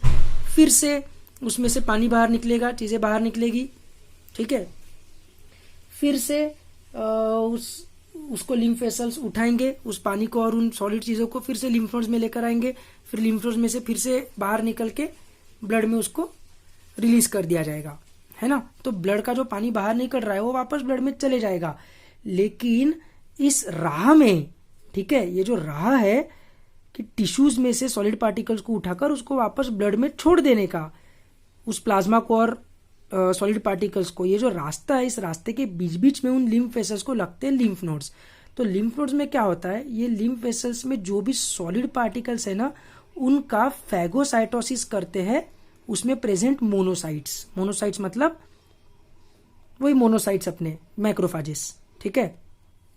और फिर वो लिम्फ तो अपना बेचारा निकल जाता है बाहर, उसमें से सॉलिड पार्टिकल्स को तो एनगल्फ कर लिया मैक्रोफाजेस ने, लेकिन उसमें का जो प्लाज्मा वाला पार्ट था, जो पानी था, वो तो निकल गया बाहर। वो जाकर फिर से थोरैक्स रीजन में जाकर ब्लड के साथ मिक्स हो जाएगा। तो ब्लड का जो पानी बाहर निकला वो फिर से ब्लड में चले गया। लेकिन इस चक्कर में क्या हो गया कि टिश्यूज में जो भी सॉलिड पार्टिकल्स थे, वो सॉलिड पार्टिकल्स लिम्फ नोड्स में प्रेजेंट जो मैक्रोफाजेस है उनके हाथ लग गए, बराबर। अब मैक्रोफाजेस क्या करेंगे, उन सॉलिड पार्टिकल्स को तोड़ेंगे और उन सॉलिड पार्टिकल्स को तोड़ के, ये देखो यहाँ पर बी सेल एरिया और टी सेल एरिया है ना, बी सेल एरिया और टी सेल एरिया। तो मैक्रोफाजेस क्या करेंगे, वो जो सॉलिड पार्टिकल्स को तोड़ा, उन सॉलिड पार्टिकल्स को जाकर प्रेजेंट करेंगे B cells and T cells को, उसको जाकर प्रेजेंट करेंगे B cells and T cells को, ठीक है। अब होता यह है कि एवरी सेल, ध्यान से मेरी बात सुनेंगे, every cell, each and every cell on its surface has a group of proteins called MHC. MHC stands for major histocompatibility complex, ठीक है। MHC stands for major histocompatibility complex, है ना। तो ये जो मेजर हिस्टोकम्पैटिबिलिटी कॉम्प्लेक्स है हर एक cell पे प्रेजेंट है, लेकिन ये पहली बार डिस्कवर जो हुआ था वो डिस्कवर हुआ था ल्यूकोसाइट्स में, ठीक है। इसलिए उसको बोला जाता है human leukocyte antigen, HLA, human leukocyte antigen. लेकिन इसका ये मतलब नहीं है कि ये सिर्फ ल्यूकोसाइट्स में प्रेजेंट है। ये कहाँ प्रेजेंट है, ईच एंड एवरी सेल में। MHC प्रोटीन है का, MHC protein, this is nothing but a protein, ठीक है। हिस्टो मतलब टिश्यू, हिस्टो, ठीक है, हिस्टोलॉजी, हिस्टो मतलब टिश्यू, कंपैटिबिलिटी मतलब वही कंपैटिबल होना या न होना, है ना, सूट होना या न होना। तो कोई भी टिश्यू कंपैटिबल है कि नहीं, अपने बॉडी का है कि नहीं, ये चेक करने के लिए मेजर हिस्टोकम्पैटिबिलिटी कॉम्प्लेक्स, ऐसा याद रख सकते हैं अपन, ये ईच एंड एवरी सेल पे है, ठीक है। और ये पहली बार डिस्कवर ल्यूकोसाइट्स में हुआ था, इसलिए उसका नाम है ह्यूमन ल्यूकोसाइट एंटीजन, ठीक है। इसका ये मत बिल्कुल नहीं है कि वो सिर्फ ल्यूकोसाइट पे रहता है, ठीक है। अब क्या होता है, तो ये जो MHC है ये मैक्रोफाजेस के पास भी रहता है। तो मैक्रोफाजेस क्या करते हैं, मैक्रोफाजेस प्रेजेंट, ठीक है। वो पुराने जमाने में राजा महाराजाओं के मूवीज में तुमने देखा होगा ना, तोहफा कबूल कीजिए बोलते हैं महाराज को कोई भी आकर, तो कुछ तोहफा देते हैं, वैसे ये प्रेजेंट दे रहे हैं, है ना। क्या प्रेजेंट दे रहे हैं, वो एंटीजन। कौन सा एंटीजन, जो उन्होंने अभी खाया, जो उन्होंने अभी एनगल्फ किया। कैसे क्या एनगल्फ किया, क्योंकि बहते बहते लिम्फ में से वो उनके पास आया, लिम्फ नोड्स में, है ना। तो उसको उन्होंने एनगल्फ किया, उस एंटीजन को, उस बैक्टीरिया को उन्होंने तोड़ा और उसका जो एंटीजन है वो प्रेजेंट किया, किसको, बी सेल्स को एंड टी सेल्स को। ठीक है, तो ये जो एंटीजन प्रेजेंटेशन का काम है ये मैक्रोफेजेस के अलावा एक और सेल्स करते हैं, उनका नाम है डेंड्राइटिक सेल्स। तो डेंड्राइटिक सेल्स भी एंटीजन प्रेजेंटिंग सेल्स है। डेंड्राइटिक सेल्स भी एंटीजन प्रेजेंटिंग सेल्स है। Rather dendritic cells are, dendritic cells जो है वो सबसे इंपॉर्टेंट है एंटीजन प्रेजेंटिंग सेल, क्योंकि ये डायरेक्टली टी सेल्स को एंटीजन प्रेजेंट करते हैं। ठीक है, अभी बात क्या है कि टी सेल्स जो है, टी सेल्स सिर्फ एक्टिवेट तभी होते हैं व्हेन दे इनकाउंटर, इनकाउंटर यानी मिलना, आमने सामने आना। कौन आमने सामने आना, एंटीजन आमने सामने आना। टी सेल्स ओनली एक्टिवेट या only get activated when they encounter an antigen in MHC of an APC। ठीक है, पर बी सेल्स का ऐसा नाटक नहीं है। बी सेल्स का कैसा है, बी सेल्स एक्टिवेट हो जाते हैं कब, when they encounter an antigen in MHC of a particular cell or even in blood। B cells को ब्लड में, प्लाज्मा में भी अगर एंटीजन दिख गया तो भी बी सेल्स एक्टिवेट हो जाते हैं। ठीक है, याद रखना ही, B for B cell, B for both, दोनों चीजों से एक्टिवेट होते हैं वो। MHC में अगर एंटीजन दिखा तो भी, या ब्लड में ऐसा ही एंटीजन दिख गया तो भी एक्टिवेट होते हैं। लेकिन टी सेल्स के नखरे बहुत ज्यादा है। ठीक है, टी सेल्स का ऐसा नहीं है। टी सेल का ऐसा है कि उसको MHC में ही एंटीजन किसी ने तो भी प्रेजेंट करना चाहिए। ठीक है, देखो कैसा रहता है। ऐसा कोई भी सेल है, सपोज मैक्रोफेज है, डेंड्राइटिक सेल लेता हूँ क्योंकि डेंड्राइटिक सेल सबसे इंपॉर्टेंट है, तो उनके पास ऐसा MHC रहता है, MHC। ठीक है, ये सपोज डेंड्राइटिक सेल है। ठीक है, तो ये जो है ये मेजर हिस्टोकम्पैटिबिलिटी कॉम्प्लेक्स, ये प्रोटीन है। इस प्रोटीन में यहाँ पर वो ऐसे एंटीजन रखेंगे। ये जो है ये एंटीजन है। ठीक है, और फिर टी सेल्स जो रहते हैं, टी सेल्स के पास भी ऐसे प्रोटीन्स रहते हैं सरफेस पे, उनको क्लस्टर ऑफ डिफरेंशिएशन बोलते हैं, CD। ठीक है, बताऊंगा आगे। तो टी सेल जो है ना, टी सेल तभी एक्टिवेट होगा जब वो किसी सेल के MHC में रखे हुए एंटीजन को देखेगा, तभी सिर्फ टी सेल्स एक्टिवेट होंगे। टी सेल्स ब्लड में अगर एंटीजन मिला तो उससे एक्टिवेट नहीं होंगे। और डेंड्राइटिक सेल्स टी सेल्स को एंटीजन दिखाते हैं। डेंड्राइटिक सेल्स का NCERT में कुछ डिस्क्रिप्शन नहीं है, इसलिए इतना टेंशन लेने की जरूरत नहीं है, लेकिन ये बहुत बड़ी चीज़ है बायोलॉजिकली, इसलिए मुझे बताना इंपॉर्टेंट लग रहा है, इसलिए मैंने बताया कि ये इसलिए most important antigen presenting cell है।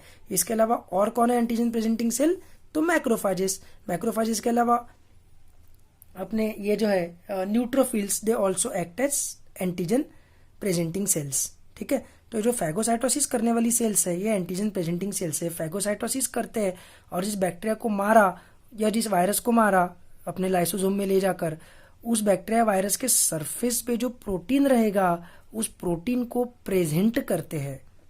उस प्रोटीन को, वो प्रोटीन प्रेजेंट किया जाता है। किसको प्रेजेंट करते हैं, तो B cells and T cells को। किस में, लिम्फ नोड्स में। And spleen is nothing but the largest lymph node, है ना, तो स्प्लीन एंड लिम्फ नोड में। तो लिम्फ नोड में अपने को T cells and B cells मिलते हैं, इसलिए इनका नाम क्या है, लिम्फोसाइट्स। ठीक है, समझ में आ रहा है। तो टी सेल और बी सेल अभी एंटीजन देखने के बाद एक्टिवेट हो जाएंगे। एक्टिवेट होने के बाद टी सेल्स और बी सेल्स क्या करेंगे, है ना। तो बी सेल्स जो है, बी सेल्स नेइव होती है। नेइव मतलब इनोसेंट। ठीक है, इनोसेंट बच्चे जो अभी अभी उधर से बोन मैरो में तैयार हुए हैं, मेल्ट में मैच्योर हुए हैं, और लिम्फ नोड में आकर उनका जॉब चालू हो गया है, लेकिन उनको अभी तक पता नहीं है कि अपने को करना क्या है। मतलब अभी उनका पहला दिन है जॉब का, बेचारों का नेइव है वो, इनोसेंट है वो, बच्चे है वो, ठीक है। तो लिम्फ नोड में या स्प्लीन में दोनों में क्या रहता है, बाहर की तरफ बड़े वाले मतलब बूढ़ी बी सेल्स रहती है और अंदर की तरफ ये नेइव बी सेल्स होती है, ठीक है।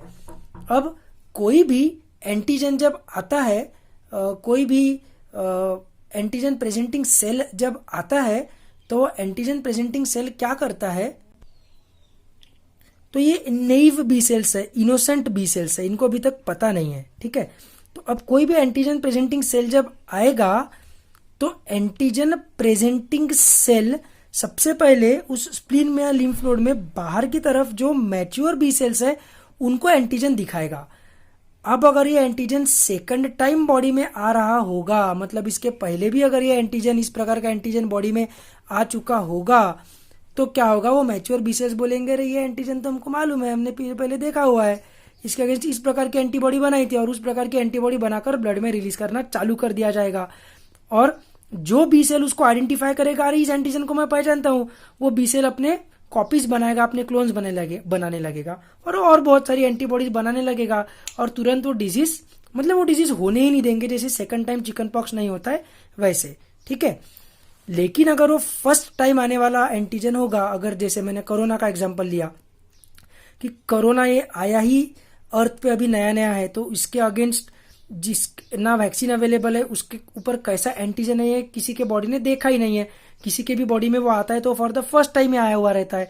तो जो भी बूढ़ी बी सेल्स है, एक्सपीरियंस्ड बी सेल्स है, वो बोलते हैं कि नहीं हमने तो इसको कभी नहीं देखा है। फिर वो एंटीजन प्रेजेंटिंग सेल अंदर जाता है और लिम्फ नोड के या स्प्लीन के, जहां पर नेइव बी सेल्स रहते हैं। नेइव बी सेल्स क्या करते हैं, अलग अलग तरीके के प्रोटीन्स बनाकर अपने सरफेस पे प्रेजेंट करने लगते हैं। प्रोटीन्स मतलब एंटीबॉडीज, अलग अलग प्रकार की एंटीबॉडीज बनाकर अपने सरफेस पे प्रेजेंट करने लगते हैं। और जो एंटीजन प्रेजेंटिंग सेल्स है, जैसे डेंड्राइटिक सेल्स है, मैक्रोफाजेस, वो क्या करते हैं, जो एंटीजन वो उठा कर लाए हैं, कहां से उठा कर लाए हैं, उनको लिम्फ में से एंटीजन मिला है ना। लिम्फ ने क्या किया, जो भी सॉलिड पार्टिकल्स पड़े थे टिश्यू स्पेसेस में, उसको उठाकर लेकर आया लिम्फ, और उस लिम्फ को इसने मैक्रोफाजेस ने देखा, उसमें जो भी सॉलिड पार्टिकल्स थे, तो वो एंटीजन वो जो उसको मिला है, वो ये सब बी नेइव वाले जो बी सेल्स है उनको वो दिखाते हैं कि अच्छा तूने कौन सा एंटीबॉडी बनाया, इस प्रकार का बनाया क्या, देख मैंने जो एंटीजन लाया उसमें फिट हो पा रहा है क्या, नहीं हो पा रहा है, इसमें फिट हो पा रहा है क्या, नहीं हो पा रहा है, इसमें ये वाला जो बी सेल है इसने जो एंटीबॉडी बनाया उसमें फिट हो पा रहा है क्या, नहीं हो पा रहा है, ये वाला जो बी सेल है इसने जो एंटीबॉडी बनाया इसमें फिट हो पा रहा है क्या, हाँ एंटीजन फिट हो पा रहा है, मतलब फिट हो पा रहा है ना, उसने कॉम्प्लीमेंटरिटी शो किया, हाइड्रोजन बॉन्डिंग उसमें हो रहा है। मतलब ये वाला जो बी सेल है ये सब तुक्का है, ये रिसर्च भले ही मैं बोल रहा हूं, लेकिन ये सब तुक्का है, अलग अलग प्रकार के रैंडम अमीनो एसिड जोड़ के ये एंटीबॉडीज बनाते हैं, ठीक है।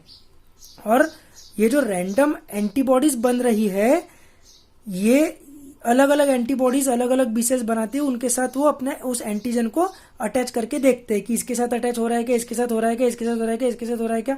जिस बी सेल ने बनाए हुए एंटीबॉडी के साथ एंटीजन अटैच हो गया, इसका मतलब इसका तुक्का लग गया, बराबर है, इसका तुक्का लग गया। अब इस बी सेल को सिलेक्ट कर दिया जाएगा और इसको बोला जाएगा कि तू अपने क्लोन्स बना, तो इसको बोलेंगे क्लोनल सिलेक्शन, इसको बोलेंगे क्लोनल सिलेक्शन, ठीक है।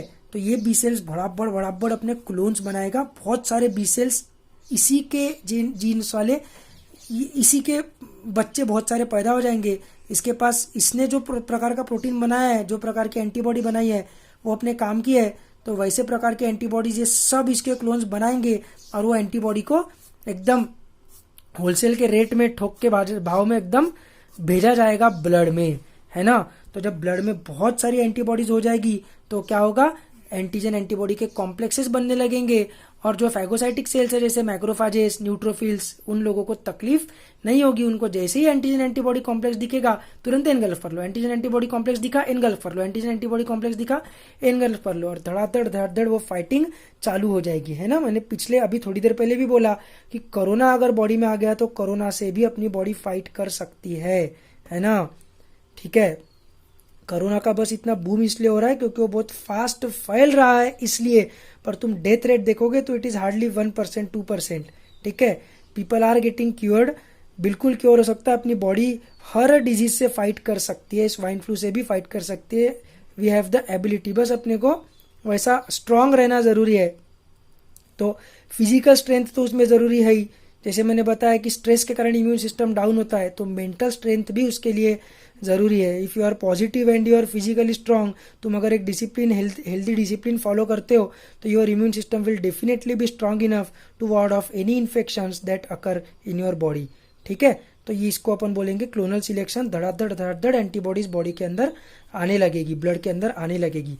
अब ब्लड तो क्या है, ब्लड तो लिक्विड है, और बॉडी के अंदर जितने भी लिक्विड्स है, लिक्विड्स के लिए हमारे पास साइंटिफिक टर्म है ह्यूमर, है ना, एक्वियस ह्यूमर, विट्रियस ह्यूमर, अपने को याद होगा। तो ये जो एंटीबॉडीज है ये पूरे बॉडी में फैल रही है लिक्विड के थ्रू, ह्यूमर के थ्रू, इसलिए बी सेल्स जो है, B cells are associated with humoral immunity. B cells are associated with humoral immunity. ठीक है, दूसरी बात, ये जो नेइव बी सेल था, ये नेइव बी सेल ने अभी एंटीबॉडी कैसे बनाने का इसकी टेक्नोलॉजी डिस्कवर कर ली है, तो अभी ये नेइव बी सेल यहाँ पर शिफ्ट हो जाएगा, मतलब पेरीफेरी में, लिम्फ नोड और स्प्लीन के पेरीफेरी में शिफ्ट हो जाएगा, ताकि जो भी एंटीजन प्रेजेंटिंग सेल्स आएंगे वो भी इस सेल को दिखे, मतलब बेसिकली वो मैच्योर सेल बन जाएगा, है ना।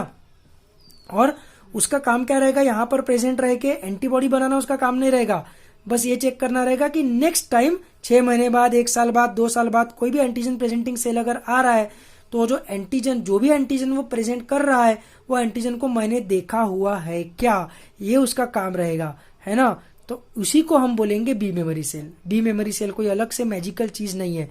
जो लोग एंटीबॉडीज बनाएंगे उनको बोलेंगे बी प्लाज्मा सेल्स, और जो लोग वहां पर लिम्फ नोड या स्प्लीन के पेरीफेरी में ये चेक करते रहेंगे कि इस प्रकार के एंटीजन को मैंने पहले देखा है कि नहीं देखा है। कैसे चेक करेंगे, उनके पास ब्रेन है क्या, नर्वस सिस्टम है क्या, एक सेल है वो, कैसे चेक करेंगे, उनके पास जो एंटीबॉडी बनाने का तरीका है वो एंटीबॉडी दिखाएंगे कि देखो इस एंटीबॉडी के साथ फिट हो रहा है क्या, फिट हो रहा होगा तो ठीक है, नहीं हो रहा होगा तो अंदर जाने का नेइव बी सेल्स के पास, है ना। लेकिन अगर फिट हो गया तो इसका मतलब ये वही वाला है जो पिछले बार आया था। तो B memory cells will now form their clones. Research करने की जरूरत नहीं पड़ेगी, सेकंड टाइम जब इन्फेक्शन होगा तब अब बी मेमोरी सेल्स का क्लोन होगा, और मेमोरी सेल्स क्लोन करके प्लाज्मा सेल्स बनाएगी, एंटीबॉडीज बना बनाकर रिलीज करती जाएगी। तो B cells are of 2 types, B plasma and B memory. B plasma and B memory, simple सी चीज है एकदम।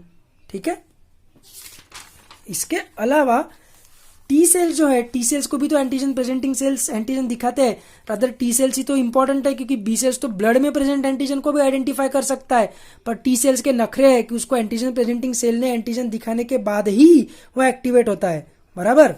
तो टी सेल्स के प्रकार क्या क्या है, टी सेल्स के प्रकार है टी हेल्पर सेल्स पहला, दूसरा टी किलर या also called as T cytotoxic, ठीक है। फिर है टी रेगुलेटर या टी सप्रेसर, ठीक है, टी रेगुलेटर या टी सप्रेसर।